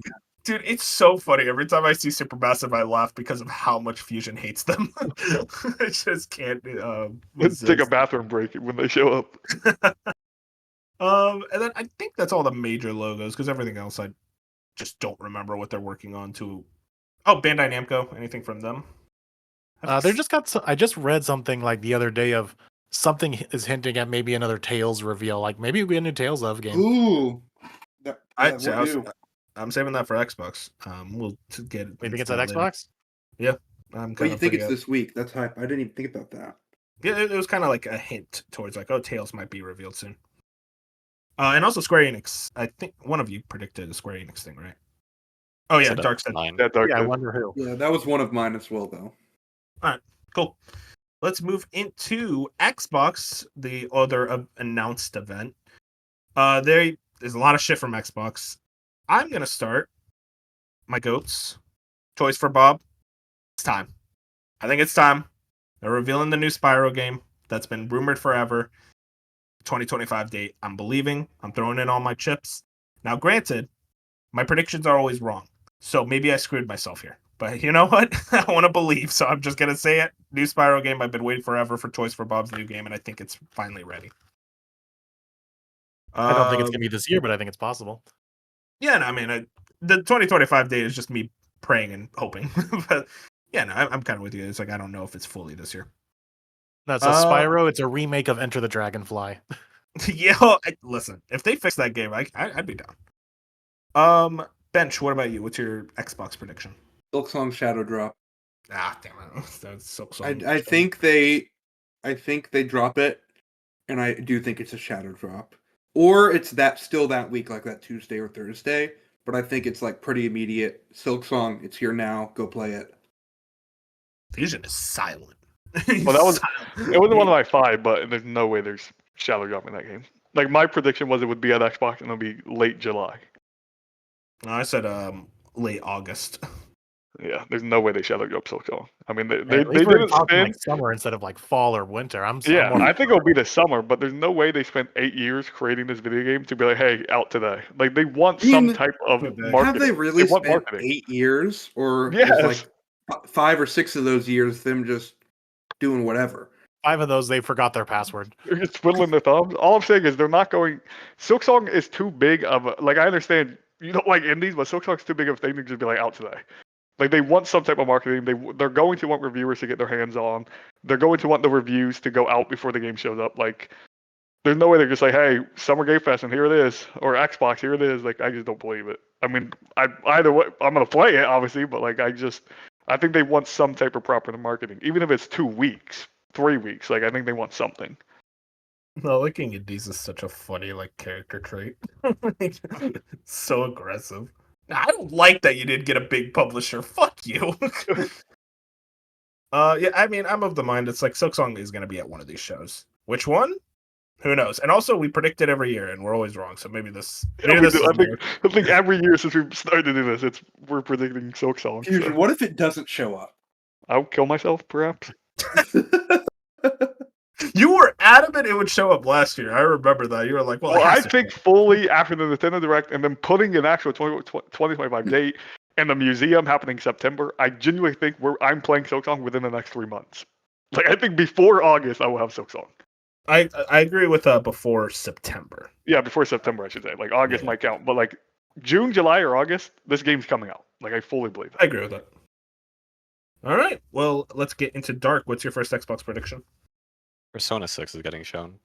Oh my god! Wow. You think Oh, 6 you're over swinging 4 out the gate, remake? okay. Okay, so let me get into this because this is something that's been going on and it's been really bothering me. We knew that 6, like we already know the situation with 6 back before P3 even came out, right? We knew that 6 was being developed. It's close to being almost completed. Because last we heard that it's either gonna drop at the end of this year or it's gonna get Oh. delayed slightly to early next. That's what we heard last. The thing is, with P4, when they were talking about P3, they said, hey, this did really good. We would like to do other remakes. And they also showed like the timeline of like what the devs were doing since P5. I don't see where they were working on P4 in that time. I don't know if there's like a hidden team that they have that they didn't show. I didn't see it. I think, hey, they want to do P4, but P3 was successful. Makes sense. They're setting up. They got the trademark for it, and the voice actors are coming out saying, "Hey, yeah, we're not part of it because they're getting new crew members, etc." I get why people hype for P4 to come out. I don't think it's not. I think P6 is the next big one, and then after that, it's gonna be the rest of the remakes. My thing is like, it kind of hinges on whether we see Troy Baker or Matthew Mercer tweet tomorrow. Now, granted, Troy Baker's on Threads. No one's going to see whatever he tweets. So, Yeah. But Matthew Mercer, it's like if one of them kind of come out and say, hey, I'm not going to be in the Persona 4 remake either, I would say 1000% this thing is getting revealed later this week. Yeah, but people were thinking like, oh, it's a marketing technique because they were going in the like in the same sequence that the shadows were going. So it really does depend. At the same time, it's been like a while. I feel like they would have done it already. It's like Yuri Lowenthal isn't that stupid. Like the Yeah. dude's like been acting for He a long time. Like that. I just think he genuinely, because he's very passionate about the character that he plays. I just think that he was just like, kind of bummed out that they didn't go with him. But they're doing that with the remakes in general. I do think P6 is next, though. They've been hinting at this and teasing it for a hot minute. I think I the was- most you get is a logo and color reveal. I mean, Like we the already know what the P5 color one. is, but it's But, gonna be. They haven't told us yet, so they can get a trailer away with that. They basically did everything but tell us what the color is. Could you imagine any other game talking about a color reveal? Like, yeah, I think Spyro's gonna get a color reveal, guys. This franchise is insane. I don't know. I'm of the mind Persona appears in some way this summer. I don't know about 6. I mean, listen, it I could don't just be a Persona 3 Reload port to Switch 2. All right. I mean, maybe they might do that, but I don't think 4 is coming out anytime. I could very well be wrong, and they had this hidden team working on this for like the last 5 years. I think it's 6, especially since last we heard about it. It's coming out soon. or about to just- be finished. It feels insane to think like we would get 2 Persona remakes before 6. I'm just sitting here like, just give me Persona 6. I don't give a shit about Metaphor. I don't give a shit about these remakes. Just give me 6. I've waited since 2017. Like, come on. yeah. Let's get. Yeah, I'm kind of. I can understand what you're saying though, Dark. I would be way more excited for a 6. I just played 4, so Yeah, that'd be same. I nice. love 4 to death, but I want something new. I'm tired of Joker. Joker had his Yeah, time. Let him die. I'm tired of these Let him dorks. rest. I want to get into Moon. Your Xbox prediction. Let's see, because we already talked about Atlas. So what else was there? Okay, let's just get it out of the way. Clockwork Revolution. Oh Like, man, do we see that this year? I think they slate it for early 2026. Yeah. Yeah, but I'm of the mind that like we see it, but I don't. I think it's just gonna be a 2026. I don't know if it's early 2026. That'd be an When awesome. they do reveal. spring. Yeah, spring. That's possible. What do you think, Okay. Moon? Is it like full on gameplay or is it a similar trailer to before? I think it's gonna be like a very small trailer. Like it'll show like some of the basics, and then they're gonna save it for like the big reveal for the developer direct in January next year. Yeah, put it right Everwild? alongside Fable. We could bring up Everwild in a minute. Yeah, no, I think Clockwork Revolution is very possible. I'd love to see that again. That game looks awesome. Fusion, what about you? Your first prediction for Xbox? Yeah, I feel like my predictions are more on the bold side, but I like it. I like. I think it's finally time for James Bond, an actual trailer, not a tease. I think it's Xbox.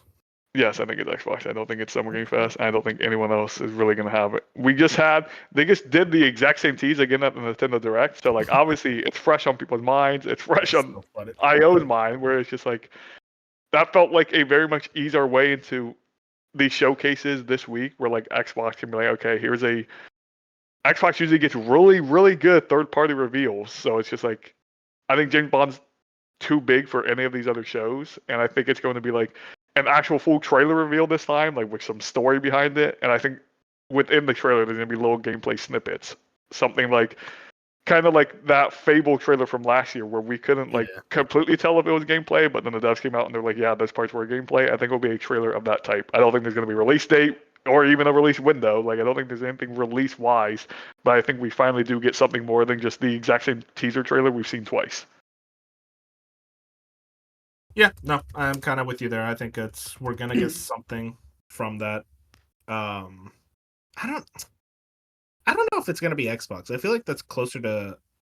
Though I mean, I say that, but it's like, would SGF have so many other big reveals and the James The Bond? reason I am predicting Xbox is because they have a very good relationship with Xbox. Project Fantasy is from IO, and that's an Xbox True. exclusive or That's Xbox partnership. You know what I mean? So I think Xbox just has a good relationship with them. I think at one point we know from like those leaked documents that Xbox wanted to buy IO. Like that was one of the very few devs on their list that they were like, let's go after this. So like I think Xbox is just really close with them as a developing team.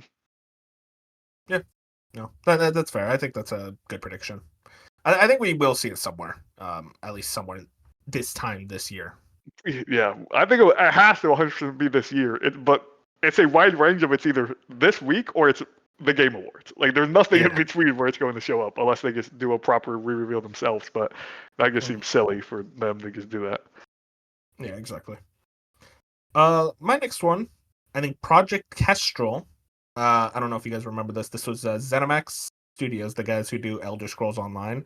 They've been working on kind of this like RPG for a while now. I think it finally gets its reveal. I don't know what it is, but I think it's a new IP. It's going to be a big open world RPG. We're going to see little bits of gameplays, very much kind of a mood setting trailer, and then they're going to hit us with a 2026 date. I forgot all about that. That could definitely happen.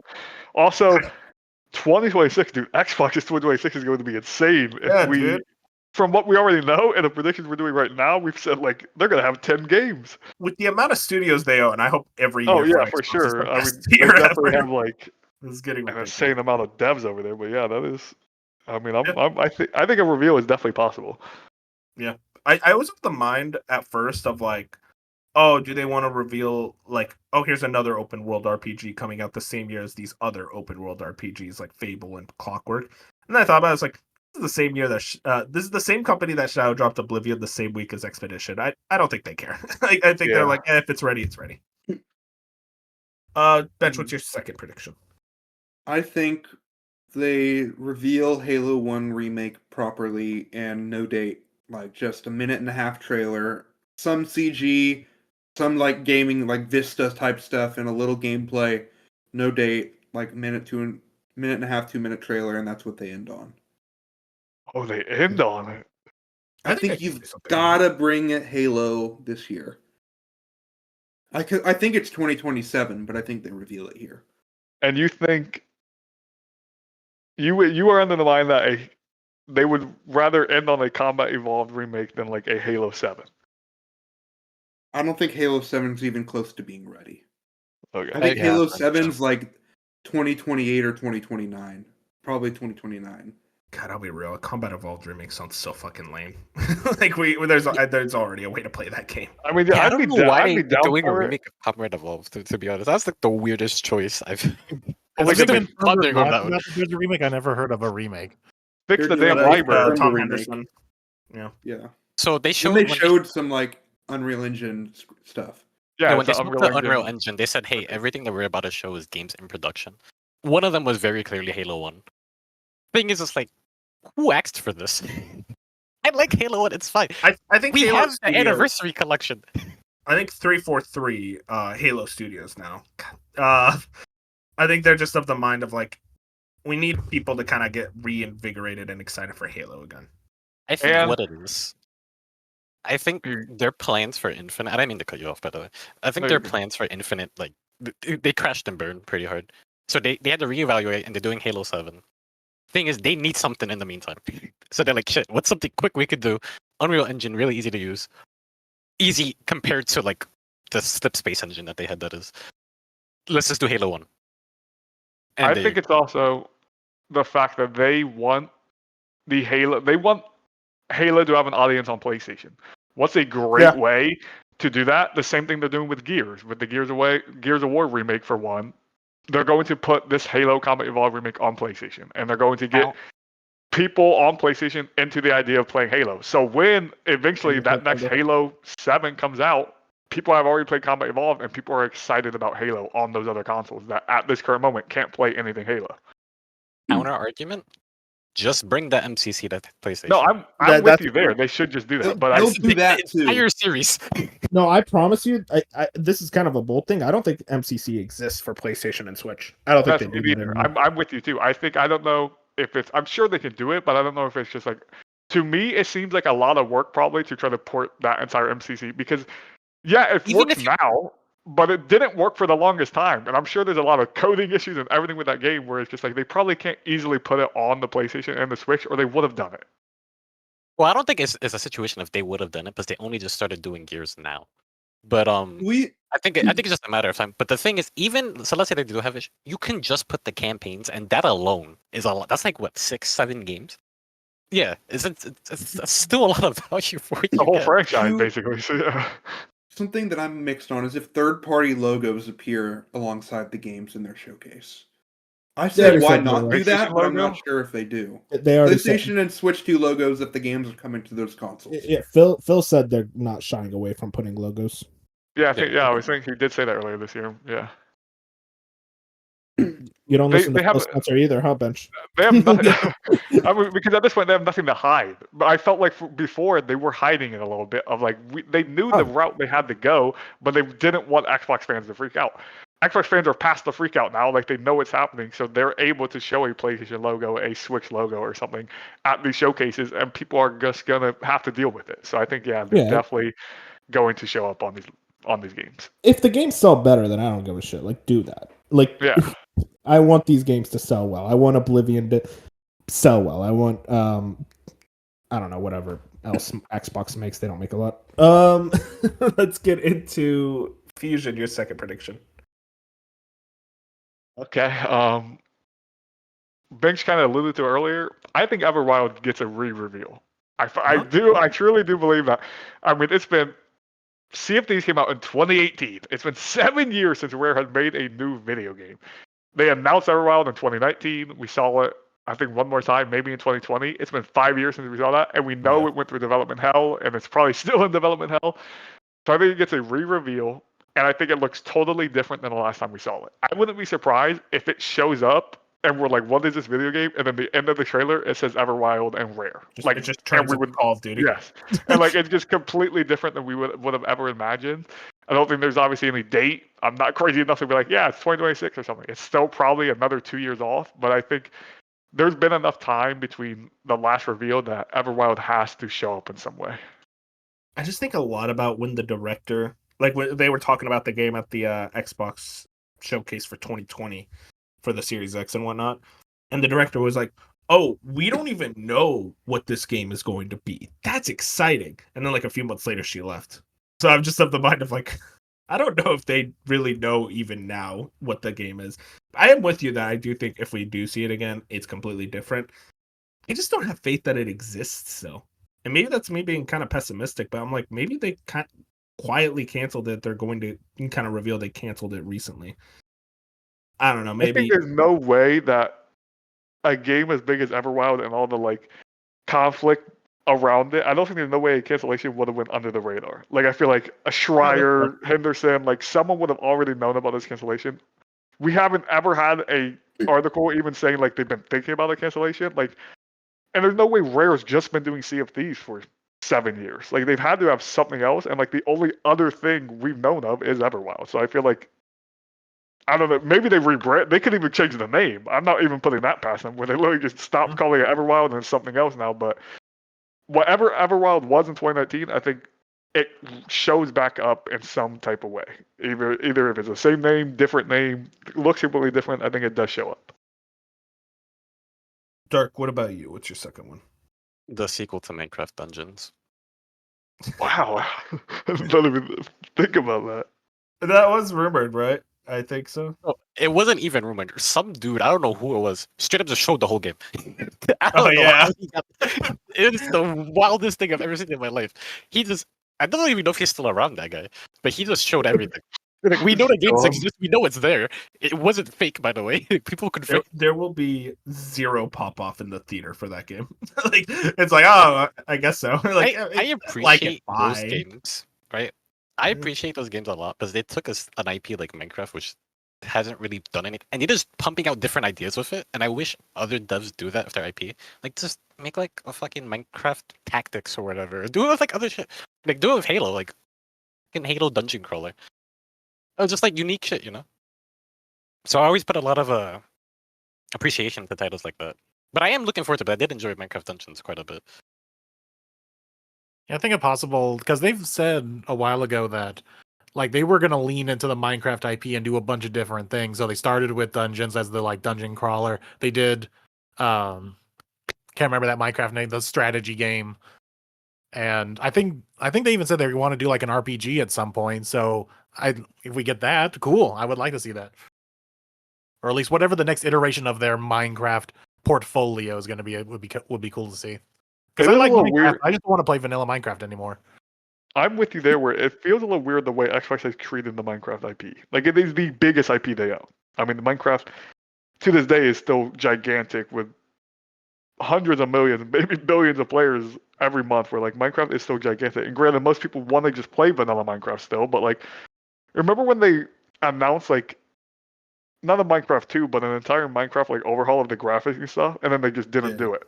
They announced it, and they were like a year later, they were like, yeah, we canceled that. And it's so weird where it's just like, even Minecraft itself, the vanilla experience, they put out like one update a year, and it's like 4 new animals.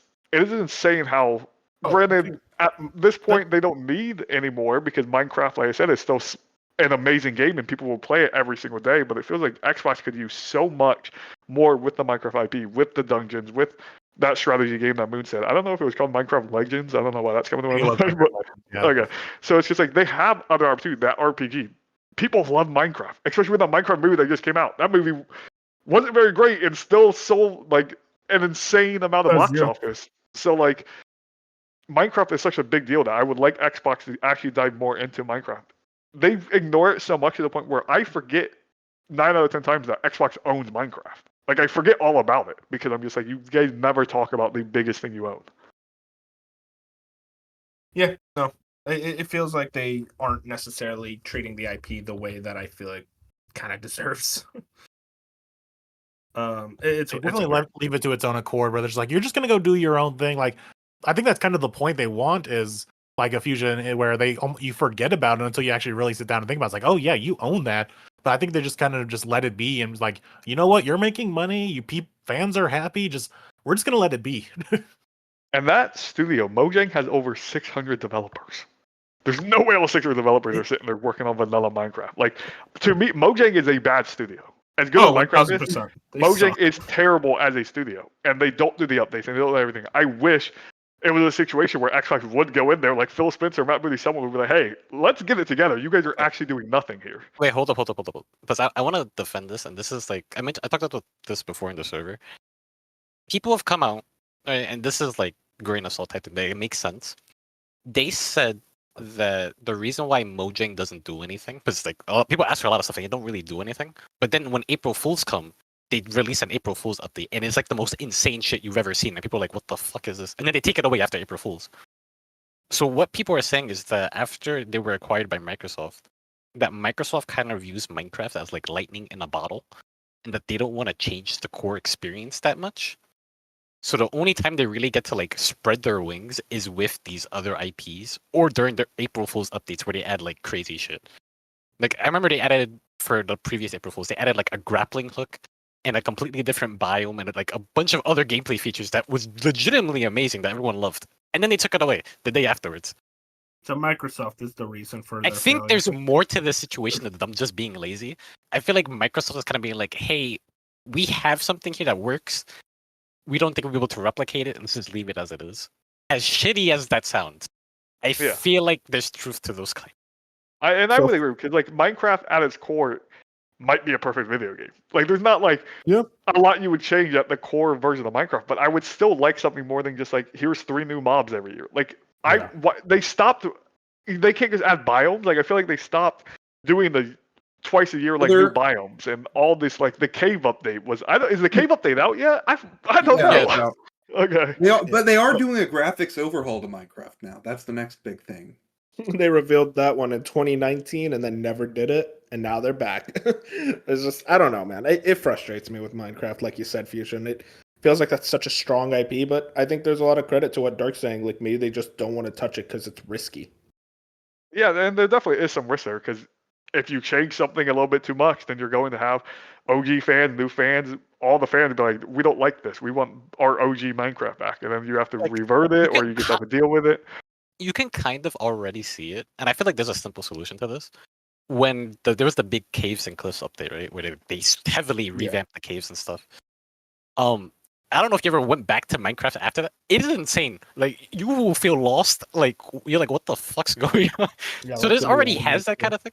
That being said, they own Blizzard, and Blizzard did World of Warcraft Classic. I feel like a situation like that would help, where you just have Minecraft Classic, and then you have like the new Minecraft, and you just let them do whatever the fuck they want. Because go look at the April Fool's updates for Minecraft throughout the years. That is some of the coolest shit that they've ever done, and they've added features like you wouldn't even think of half the shit that they added. There's more to the story, but yeah. I feel think like it's really good Minecraft Classic because I'm always so confused when I go back to Minecraft. I'm like, what the fuck did they add? Yeah, so like them saying, "Hey, it's kind of lightning in a bottle," and they don't want to change it too much. I kind of see it because when you play the game, it's already kind of happening. But yeah, it has to be more small, gradual stuff more than just okay. We're just going to completely revamp the game. Man, what's your second prediction? Talked a lot about Minecraft there. Oh, me? Yeah, you. You're the last of the Xbox predictions. I had it, and then we went on a whole Minecraft tangent. What was I going to say? Oh, so it's more of a general thing more than anything specific. But I think we're going to get an announcement of some kind of indie or a Japanese IP is going to come onto Game Pass. Like they're going to go full invest on some, now whether that's like Trails or Atelier or something like that. I think a series that's not on Xbox is going to get announced to be coming to Xbox. Like maybe the Trails remake along with some other Trails games or something, or the Atelier series, or or in an indie, or I think it's kind of the same thing, but for an indie. Like, I don't know why, but I'm looking at my games list, and that Mouse Private Detective for Hire game, I think that could be announced for like Game Pass. Oh, that's Something like that. Something that is a known quantity that we know of that isn't on Xbox or at least Game Pass is going to get announced for Game Pass. No, that's a good prediction. I think they're gonna do something big Game Pass wise. There was that kind of rumor about the backwards compatibility push. Finally, we're gonna start getting like the Activision stuff. You think that's a possibility? We get like, hey, That's we're possible adding too a bunch of stuff. if they've been serious about it. I hope so, because I feel like I'm still 2 years ago. You guys told me that I know. Call of Duty Black Ops 2 would be on Game Pass.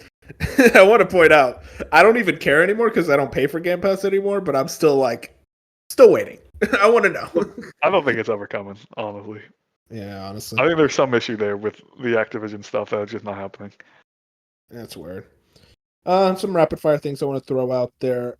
Elder Scrolls 6. Well, Anything? I guess fun? we should say, sorry to interrupt, but Call of Duty this year getting revealed. Yeah, apparently this one's supposed to be bad. That was kind of what the rumors were saying. Like this is going to be kind of a half-baked sequel to Black Ops 2. If it's Well, Sledgehammer, it'll probably be bad. If they just give me Black Ops 2 maps, well, I don't care. It's successful in my book. I just want Black Ops 2, basically a remake. Yeah, I know. So, real quick for listeners, Dark had to hop off first because I don't know. He's doing Because we started something. talking about Call of Duty, so that's why he had to leave. Yeah, he always says he's got to do stuff. I don't know what he's doing.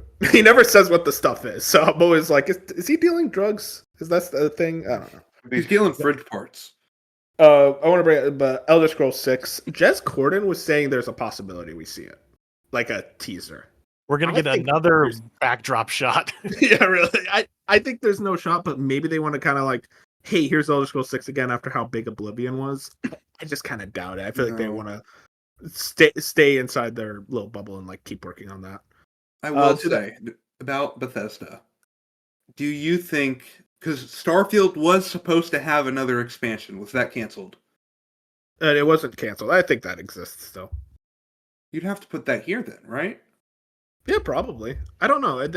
Would it be? Yeah, And then reveal it for PlayStation? they did say it would be yearly. I feel like if you're gonna get Starfield revealed for other platforms, though, you would do them. That's a blog. See, post. that's the, I don't think you that's do it the at a thing. showcase.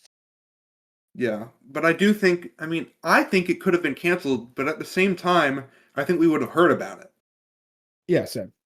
I think there would have been a very clear like cancellation.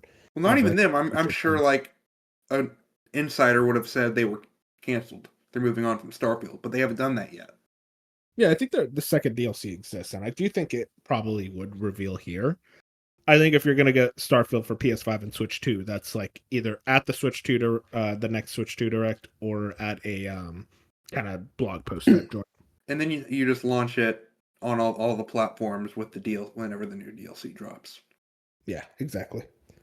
Another thing Jez noted, Double Fine. Do you guys think it's possible for Double Fine to show up? Yeah, because they haven't put out anything in a while, so we could get some kind of tease on what they're working on next. I think What you about save for that others? for a developer direct. Oh, kind of like the secret game. Yeah. Is it too big to be a secret game though? No, I guess they did It do depends on the Ninja Gaiden size of it. 4. Yeah. No, because I do think it's not a super big thing, and also it'll be more of a wacky thing. So I think as a secret game, it would fit. That makes sense. Also, I mean, I mentioned the Ninja Gaiden 4. We're probably going to get a release date. I would probably put October. Seems so. Yeah, they said October, don't- so it's gotta be sometime around there. Delay. Excited for that one. State of Decay 3. Jez also put that out. I don't know shit about State of Decay, so it's like if it's here, cool. If it's not here, cool. I don't care. I think we'll see, and it'll be like gameplay, like an actual gameplay. Like big Nothing gameplay. regular. Yeah. And then Perfect Dark. Yeah, maybe like a Mm. re-reveal of gameplay 2026 date. I don't know. I don't think Fable or Perfect Dark show up this year. Well, Fable isn't this year. We know that it's next year. Yeah, But you I mean don't at the think that- showcase? I don't think they have a presence. Yeah, I mean Fable is possible.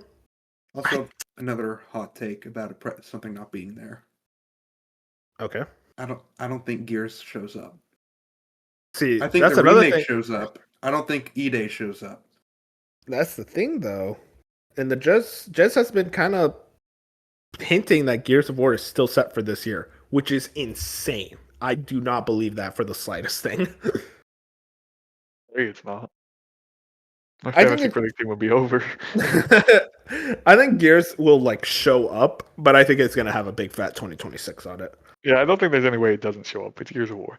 I think, especially if, because I'm not very convinced Combat Evolved is going to be there, and Halo 7 is probably not going to be there. They need Halo or Gears or Forza to show up, and if we're going to say the most likely one of those three, it would be Gears. Yeah, I'm with you there. I think Gears E-Day, that's something they want to kind of like say, hey, it still exists, guys. Don't worry. Any other Xbox things, or are we ready to move in to PlayStation? The last thing I was going to say, I think Contraband will be there. I don't know. I want to believe. I love Avalanche. I mean, it's been 5 years. There's no way it's not there. But I guess I say that a lot, but who knows? I'll say this: it's either here or canceled. I can't imagine it Yeah. shows up next year or something. I want to believe. We'll see. But yeah, that's everything for Xbox. Let's now go into the unannounced presentations, but stuff we're kind of assuming is showing up. The PlayStation State of Play will do first off. This is something that's been rumored by Jeff Grubb, Nate the Hate, I think, kind of mentioned stuff about it. Lots of kind of like evidence pointing to a State of Play in June. There was like slight rumors like, oh, it's possible it's a showcase. I don't think that's a thing anymore. I never believe those. I've never believed that rumor. Still a chance. Let's start. I wanted Dark for this first one, but he's dead. So, my first prediction. I think this is where the Nier game gets revealed. I think it's been about a way longer than it should have been since the last one. I think Yoko Taro's ready to reveal himself. We're gonna get the brand new Nier game. No date, no real any big substantial things, but I think you're just gonna show off like, hey, here's the new setting, here's the new characters, and that's about it. But basically, just a reveal like, hey, Nier is coming back in a big way. It's not a spin-off or a mobile game. When was the last Nier? Replicant in 2021. Okay.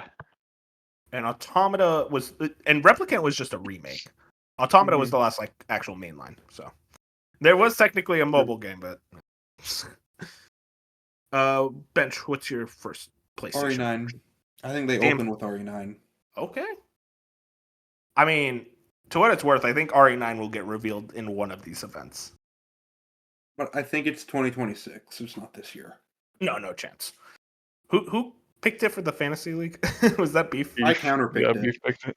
Yeah. No, I think RE9 will show up. No date. Fusion, you think RE9's a chance? I think it definitely has a chance. If it is at this PlayStation show or one of these shows this week, it's going to be another scenario where it's early next year again, like a January. Yeah. Because they love doing that. So like It could be March. somewhere in the first 3 months, this has to be the time for them to announce it. If it's the first 3 months of next year, the longer we go with it, like if we have to wait till like the Game Awards or something, then this is obviously going to be like a next fall type of game, which just seems an insanely long time between Resident Evil games. So I do believe that PlayStation or Xbox or Summer Game Fest could have it. Moon, what's your first one? Like I'm trying to look through my list. Like, what is a PlayStation game? This man was throwing darts at a board. All right, Fusion, what about you? Let Moon figure his thing out. I feel like this is a very easy one. The Greek Award, the God of War Greek project will get an official announcement. Like Jeff Grubb was talking about, and I think it will be a November release date. Yeah. Is it the Metroidvania, or is it basically just going to be a Miles Morales? I think it's gonna be more Miles Morales. I think we're the only 4 people in the world that want it to. Three. Banks doesn't want it to be, but we're like the only 3 people in the world who want it to be a Metroidvania 2D like Prince of Persia thing. Like I would love that, but I do think it is more going to lean towards a Miles Morales type project.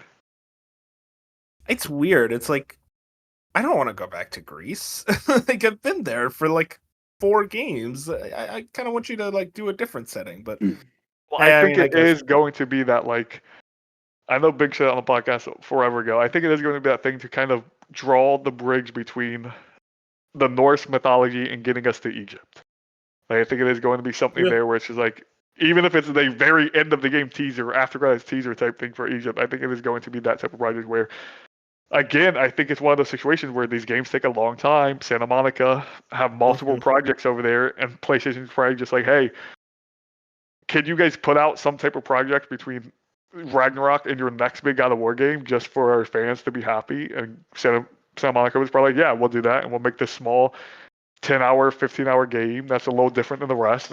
We'll put a little bit of story lore in there, and we'll ship it out for you. And I think that's how it came to be, honestly. And I think to them, the easiest thing for a side small project like this is go back to something that's familiar. And they already have so much time with the Greek mythology and those gods and everything else that they're like, it seems like the perfect place to be like, let's put the side project there real quick. No, that makes sense. I'm kind of with you there. I think this is the place, the venue to show it off. You think it's possible for it to be at SGF? I've thought about it, but I think PlayStation, because PlayStation has given obviously Jeff plenty of things. I think they would rather keep it for, especially if they're really doing, if they weren't doing a state play at all, and like their next show was September, I think they might give it to Jeff. But the fact that Jeff Grubb's pretty confident that this state play is happening in this June, I think it'd be a little silly for them not to kind of boost through the state of play, especially when people already are lower on state of play. It'd be annoying to have them give Jeff this thing and then it not be in the state of play to make the state of play look weaker. I was thinking, well, I'll get into it in my second prediction, but like I think Jeff could definitely get it, but I'm more likely thinking PlayStation will hold on to it because it's first party and an official new game reveal. Like this would be the first time we've ever seen it. I think PlayStation is more likely to have it themselves. Man, you got something for me?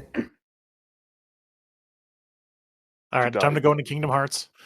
Oh, I don't think we're gonna get like a full reveal, but I think we'll get some kind of new teaser because now they are in the early preparations of starting the marketing cycle for Kingdom Hearts 4. So we're gonna get some small CG trailer, kind of like similar to the Kingdom Hearts 3 one.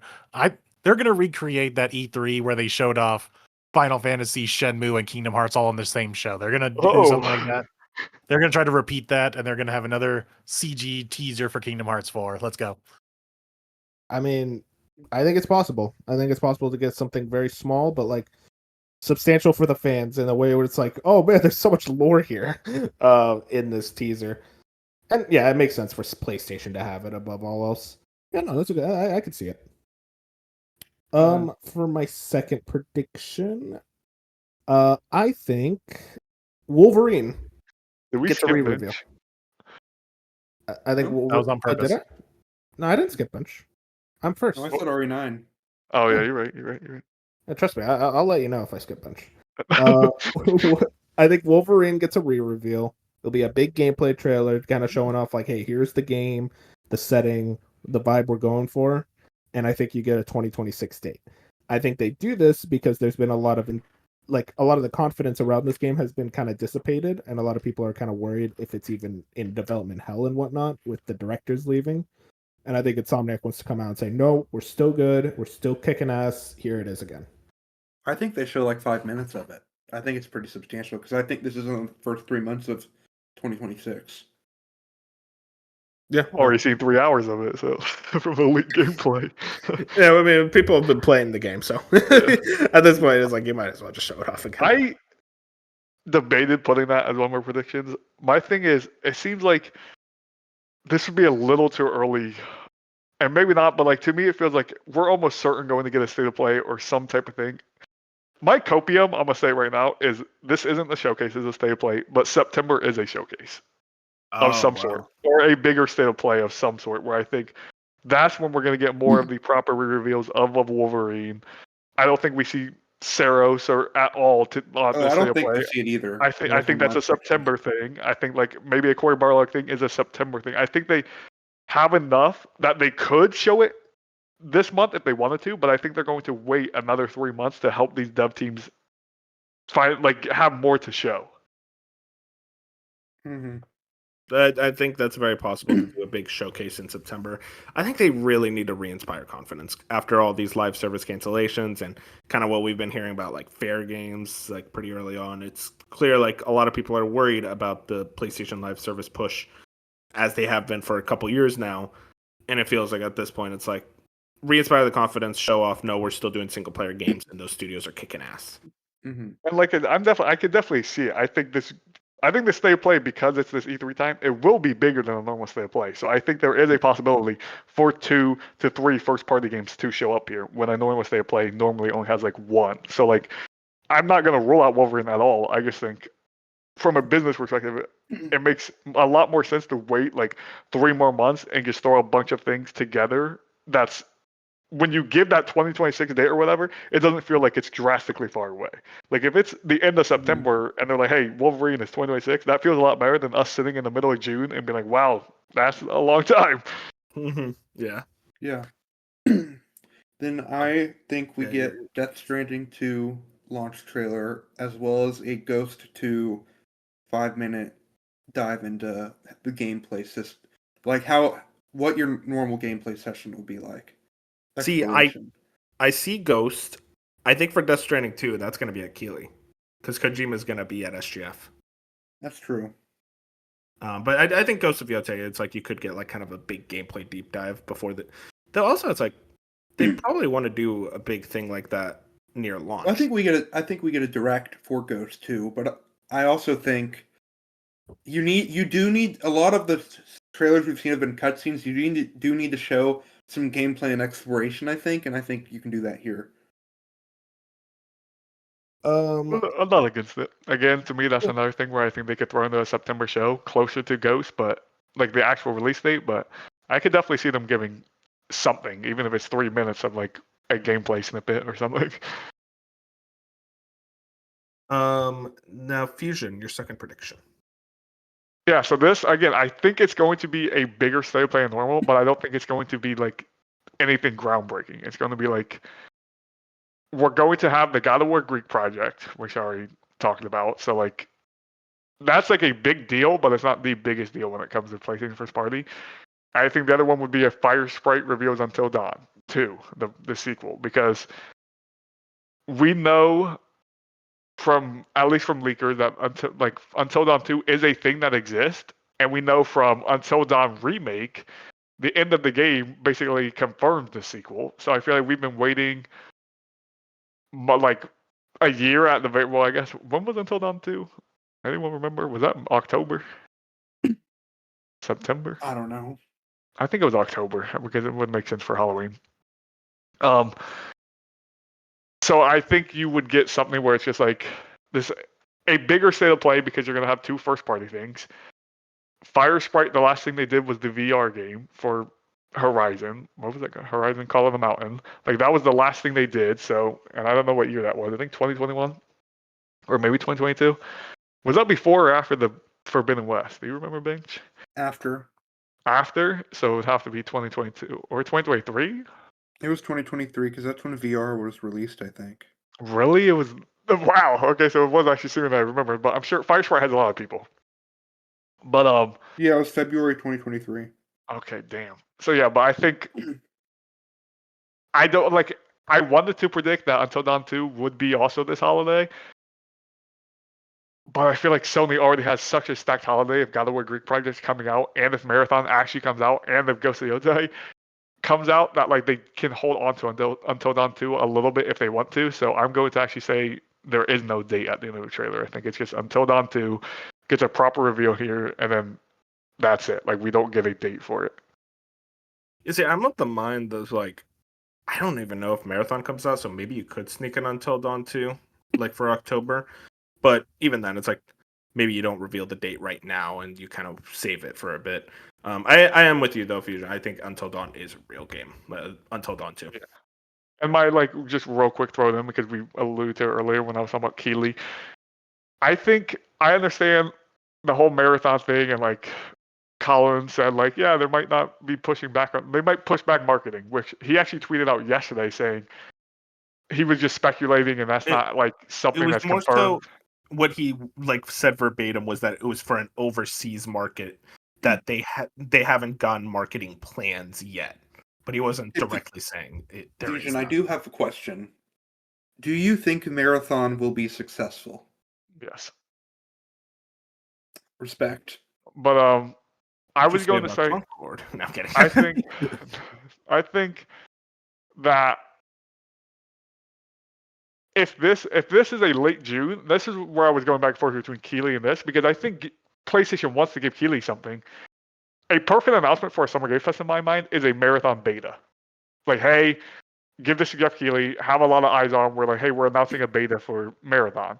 The problem is there that I think with Summer Game Fest being such an early June show that like they probably don't put a beta out till the middle of July. That seems like a long time between announcing a beta and putting out a beta. Where like I fully expect this June show to be like the end of this month, where I feel like they could hold on to that and be like, okay, it's the end of June. We've kind of got away from all the art shenanigans. Like, hopefully people have forgot about a decent amount of it by then, that they can announce a beta and people be excited again.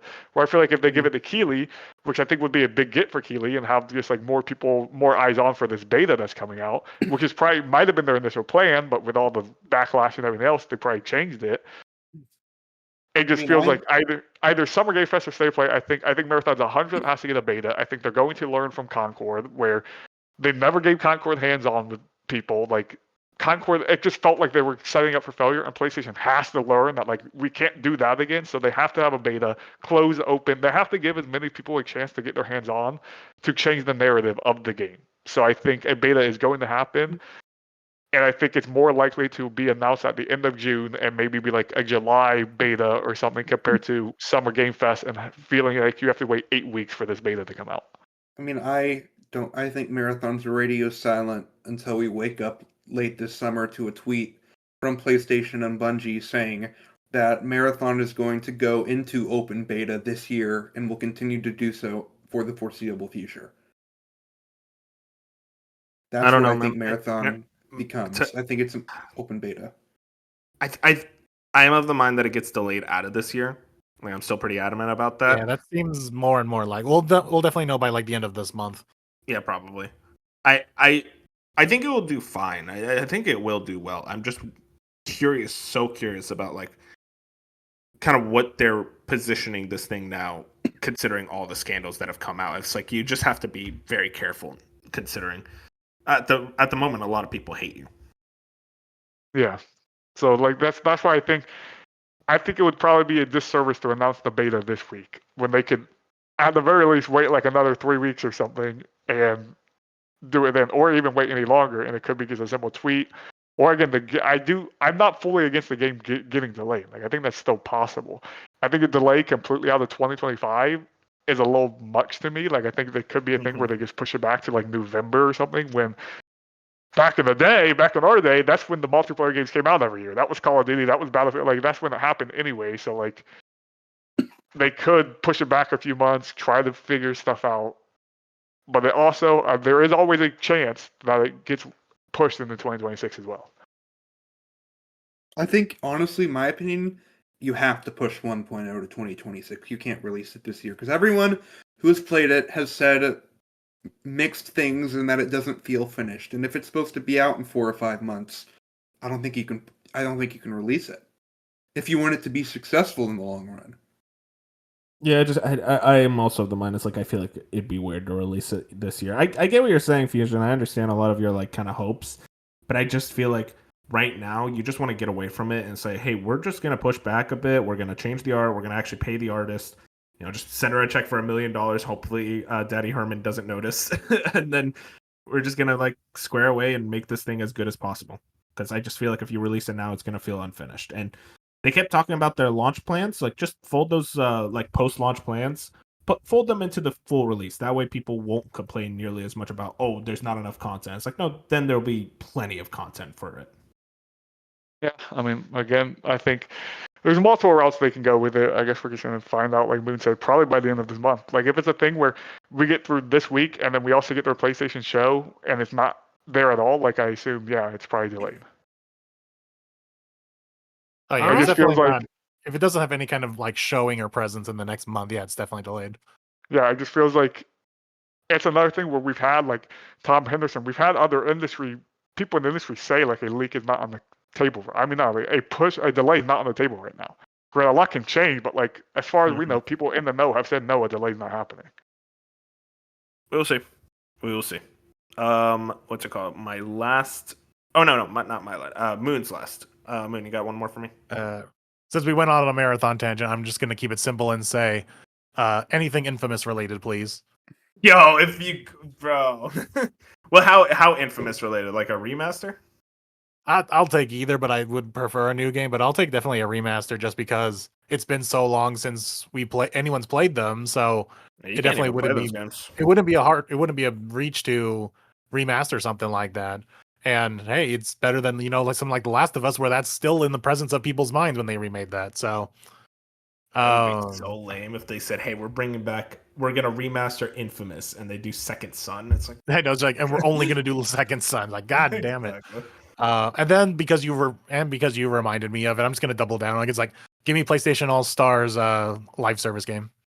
Yeah, just make that one of the live service games. That's the one we want. They do. Wasn't there like a rumor or something a while ago of something cart related that they might be doing? Oh yeah, with the PlayStation IPs. That was like Yeah. I forget which studio was working on it. That's nowhere near finished to be here, but No. it'd be hilarious. Ben, should I get your second one? I forget. Mine was also Wolverine, so it doesn't matter. Oh, okay, yeah, okay. Any last things? I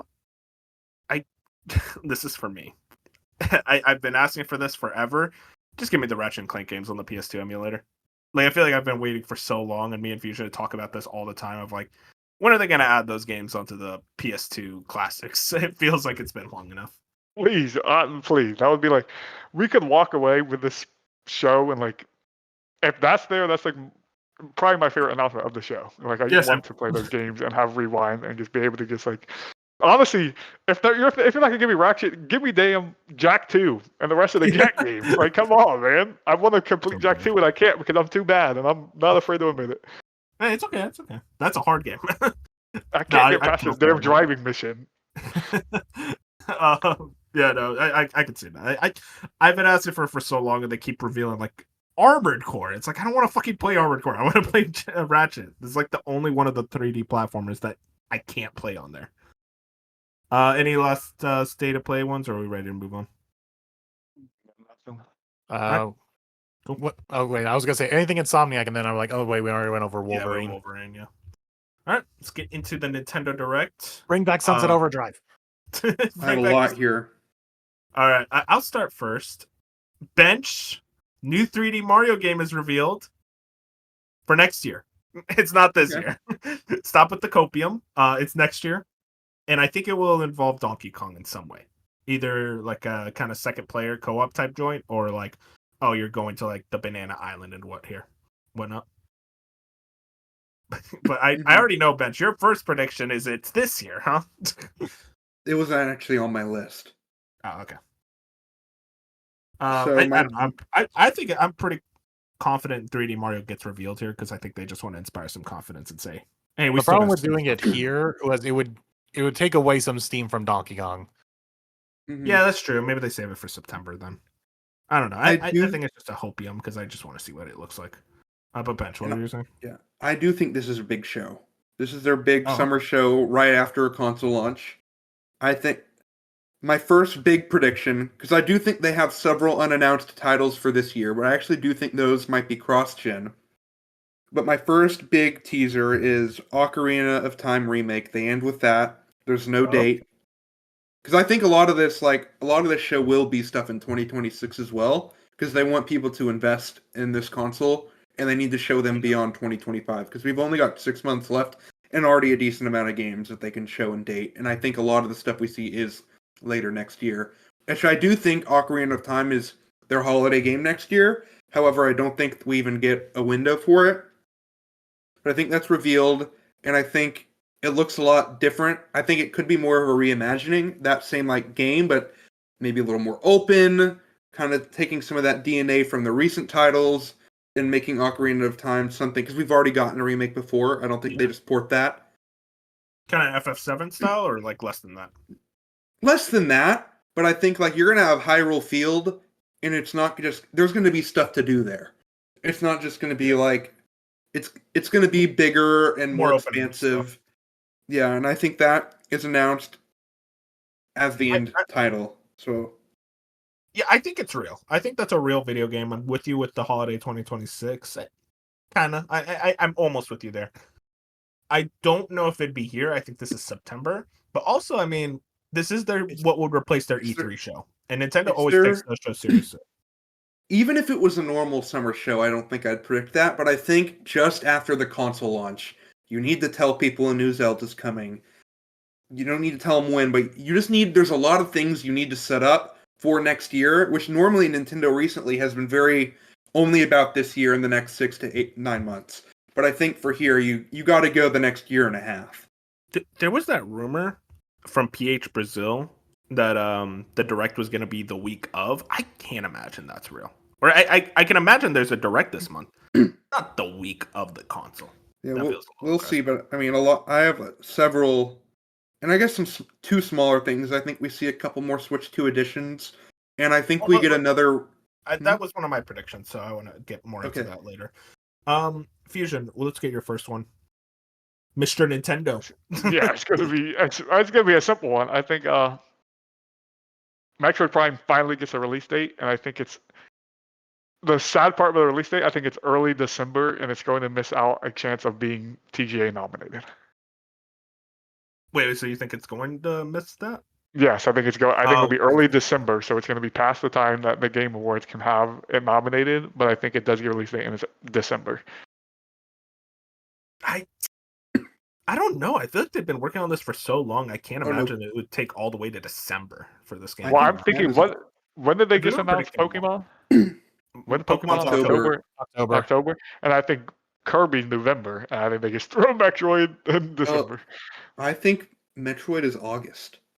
Yeah, I'm with Bench. I think it's early August. Oh wow! I think that thing is closer than we expect. I thought didn't they say holiday at some point? Kirby no, they could never be said December. Holiday. Kirby could be December. I think that would make sense, but because I think Zelda is November, and I also think there's going to be a month or two where they have two games. Because possibly. I have two where like they're Switch 1 games, but they'll be on Switch 2 as Switch 2 versions. We'll see. Yeah, no, I can see that, Fusion. I do think it gets a date here for sure. Like for sure we'll get a date for Metroid Prime 4. I don't know. I think it's a bit aggressive to say it's December, but we'll see. Like I could see it like maybe like late November, but even that I do think the missing the Game Awards aspect is very plausible. Yeah, it could be like late November as well. I think that is the bigger part of my prediction is I think it's sadly gets slighted for the Game Awards and it's not gonna have a chance to get nominated when it should have. I think it's going to be a situation where it'll be like a 90+ or something, and it should have been nominated, but it's going to miss the mark to be able to have the opportunity. Are you going to buy a Switch for it? That's what I've been saying. Most likely, whenever the Metroid does drop, if it's in August, maybe not, but like. I would like to get a Switch 2 later this year, like holiday, like around Christmas time. I would like to get one. And Metroid would be like, Metroid's the one game I want the Switch 2 for. And there's like another reason that I think they go all out with 2026. Not they're not going to fill their 2026 calendar, but some of their big titles, they know people are on the fence. So they need to get some people on the right side of the fence. And I think that's why I said early December. I think it's the perfect time. People are obviously going to buy the Switch 2, but I think that's right before Christmas, where parents can see that they can see that they can just bundle that in with their Switch 2. Like I don't think I'm getting my kid a Switch 2, and here's Metroid. I think you're right. And to the same thing, I could also say yes, and I agree, and that's why they just put it in December because they don't care. They don't care about Metroid, and they'll just throw it in December and say, "Hey, it came out." My thing is, I think Kirby's to have like rebooted the development because that's the thing. We're like another Kirby. We're getting Star Riders. Air Riders. Okay, yeah, I forgot about Star Riders. I was talking about like an actual Kirby game. Oh yeah, no. But no, Fusion. My thing is like Prime 4 like got rebooted, and that was straight up because they were like, this game looks terrible, and they rebooted it, brought it back to retro, and allowed Retro Studios to be working on it for 6 years. That is really long for a Nintendo development cycle. So I think they care enough to want to make this like the big like Metroid game to kind of break through in a big way, at least hopefully. Yeah, I hope. And again, you guys know Nintendo way better than me. So like my predictions for Nintendo are always just me throwing stuff at the walls. I like that. Real Pretty much you're just saying stuff that you would make you get into Switch and Nintendo. Yes, but every time I make a Nintendo prediction, it's something where it's just like, if they did this, I'd be there. And it never happens. Yeah. I forgot to mention, Dark sent me his last PlayStation and Nintendo predictions. PlayStation, he said the God of War remake trilogy with Fusion, and he also said a Killzone remake / reboot after Helldivers' success. No chance. Not yet. No Maybe chance, but later. I'd be hyped. I think I'd be hyped. Killzone has a better chance to be the people can fly IP stuff. Yeah. Like, you know what I mean? That has a better And that chance seems than like it's a gonna be full-on one. remake. And then Nintendo-wise, his first one was the Fire Emblem Genealogy of the Holy War remake. Damn it. Well, I mean, that can lead into your first prediction, Moon. You think that's going to be here? It better be, so I can have something to look forward to besides Pokemon. Well, the Fire I think Emblem. that can be. Wait, is it a remake or the new one? It's the The remake. Genealogy of Hogwarts has to be the remake. I'd hope so. We see the that'll remake be- before we see any new one. I think that's September. Yeah, we'll slot That'd it be on fun. right into September. I think Fire Emblem's pretty likely. It feels like it's been a while since Well, I say that, but it's been 2 years since Engage. But also, there's like a new Fire Emblem every 2 seconds. Let's get into my next prediction. So I mentioned this earlier, the Switch 2 editions. I think you're going to get new Nintendo Switch 2 editions revealed here. And I think 2 of them they'll mention, and maybe there'll be more, maybe less, but I think these 2 will be here. Mario Wonder and Pikmin 4. I think you look at Mario Wonder, and I think there was definitely... It feels like they talk about, oh man, we had so much ideas like kind of laying around there. I think this is how they kind of get more, is like, hey, we're going to do a Switch 2 edition, use mouse controls, maybe the camera if they're fucking insane, and like really kind of go crazy and do some more DLC effectively for Mario Wonder, plus, you know, the 60 FPS HDR, all that. It's already 60 FPS, but still. And I think also, they can do 120 for one. yeah, 120, that's it. And Pikmin 4, listen, that's just hopium. That's just me hoping, because I want more Pikmin content before Pikmin 5.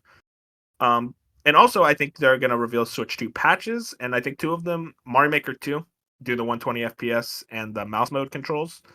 And I think Astral Chain, that's another hopium of like, I just want to play that game at 60 FPS. So, I actually think they reveal like another 6. oh, you free think you're going to updates. go crazy for patches? Well, I think they have one of those sliding things like they do when they announce games on the Nintendo Online with Switch 2 free updates incoming. Because I think they're going to do drops every like quarter of the year.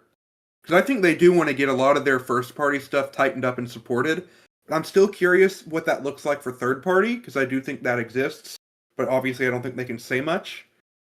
But yeah, I think Switch 2 editions, there'll be like 2, and then I do think the free updates are more plentiful, and we get... Because I think they also just need to say, like, these games and more. To just signify... Because they nowhere where you look, it's like, more are coming. They just need to cement that more will be coming. Yeah. No, I mean, I kind of definitely understand what you're saying there. I think, yeah, they're just like doing the scroll away thing of like saying, hey, these are going to be more, or maybe like after the direct, they basically say like, oh, these will also be updated like later on. Mm-hmm. Yeah, that's my prediction. I'll get into Dark's second prediction real quick. He said Star Fox reboot. That's not happening. Okay. Star Fox doesn't exist. His prediction was this game isn't here. Fusion, your second one. You skipped me. Yeah, you can give it to Bank. Fusion has a hard out soon. That's why. Oh, that's true. My second one. See, this is where I did not have a lot for Nintendo, but because I kind of took my second one of being. I was gonna say this was where Hades 2 release date was, but then you guys we talked about it for Summer Game Fest, so I don't really have a proper second prediction, because I was gonna say throw a franchise out there. well, my other prediction was me and the Hollower was gonna be at Nintendo Direct, but then you hated, and we're like they're gonna be at Summer Game Fest. Well, you know what, Fusion? Just say Nintendo will have a Direct, then you'll get a perfect prediction. They will have a Direct.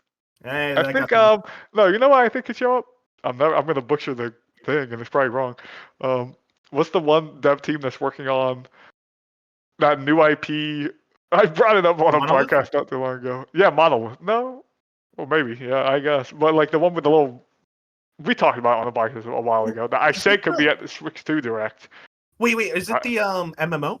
Yes, the MMO from the Pokemon company. Nope, that's not it. We're talking about different games, I think. No, I'm talking about the one from that was whoever being makes Pokemon. published by Private Division? Yes. Are you sure? Because I feel like we've gone through like 6 different things, and you said yes. It's the one from Private Division. I know, the one from Private Division, and coming from freaking whoever makes Pokemon. Well, you think Nintendo may have picked it back up from Game Freak, like, and they're now Yeah, publishing Game it Freak. since Private Division went down. Yeah, yes, I think it will be a thing where like Game Freak took over the publishing, and Game Freak's still working on it alongside all the other Pokemon stuff they're doing, and it could be like an actually proper reveal with like a trailer. I don't think it would be like gameplay or anything, but I think it could be like just a quick trailer of showing, hey, this thing still exists. Because as we were saying right now, a lot of people probably forgot that game existed, and we can barely remember anything about the game. So Yeah.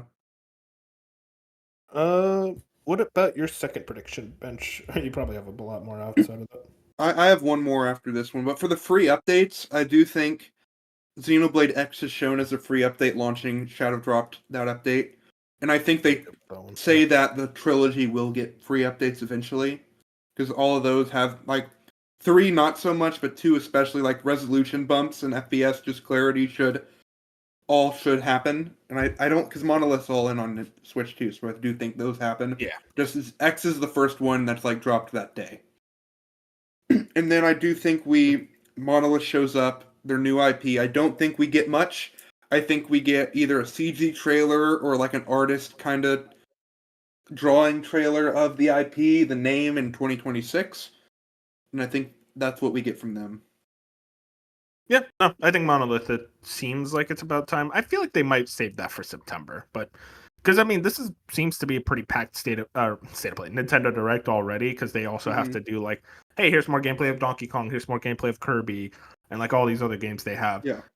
And I am curious if like how many new reveals there'll be, but I think there'll be enough to make it where, oh, this will be a good Direct, especially because it's their E3 post launch. Yeah.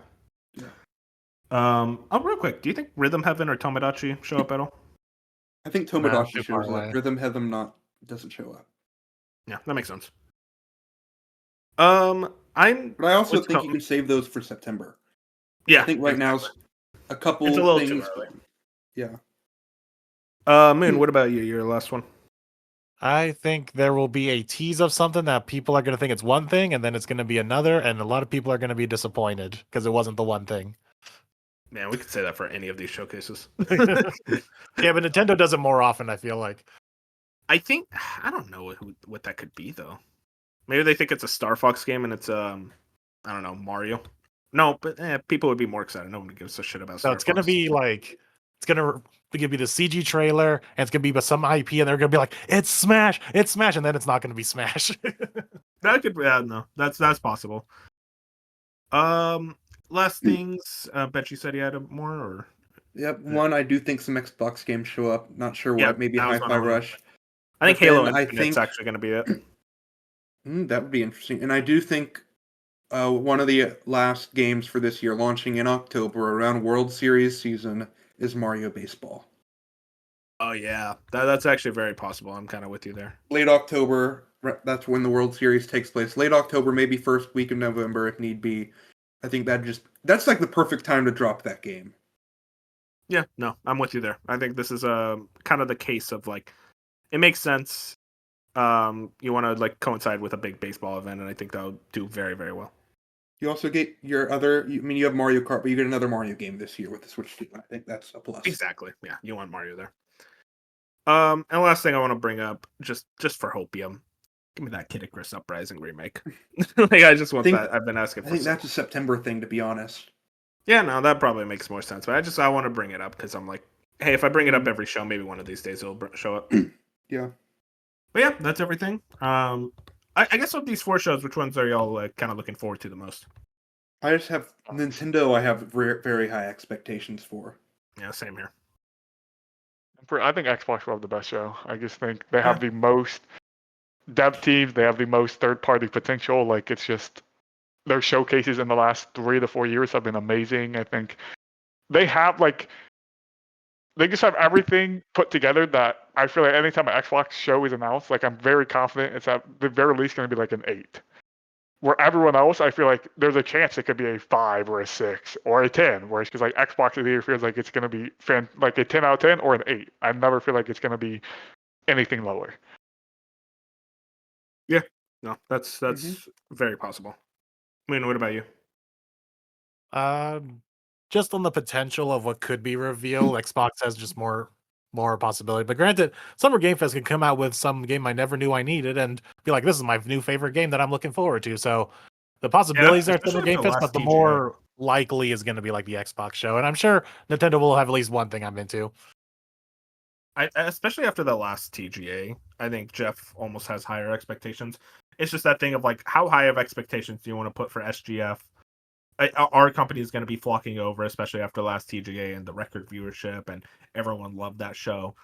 Our company is now more willing to work with Jeff again and like be like, no, we're going to give you big stuff, not just for TGA, now for SGF, to try to make that a big thing too. Mm-hmm. We will see. Lots of Summer of Gaming is bringing up. I'm so excited. Love this type of stuff. I will come out of 2 of these shows disappointed. I already know it, but hey, I'm ready for it. But yeah, that's everything, ladies and gentlemen. Thank you for joining us for episode 100 of a Slice of Gaming podcast. Pretty insane that we've been doing it for this long, but I'm pretty happy. I think we've done a very good thing here, and I'm excited to hopefully go for 100 more, even though I probably will be dead by then. Follow us on YouTube, Spotify, Apple Podcast. We're on Twitter and Blue Sky at A Slice of Gaming. And also like the podcast on all those platforms. Review us on Apple Podcasts. All that really helps us a ton. I think that's about it. Say goodnight, everybody.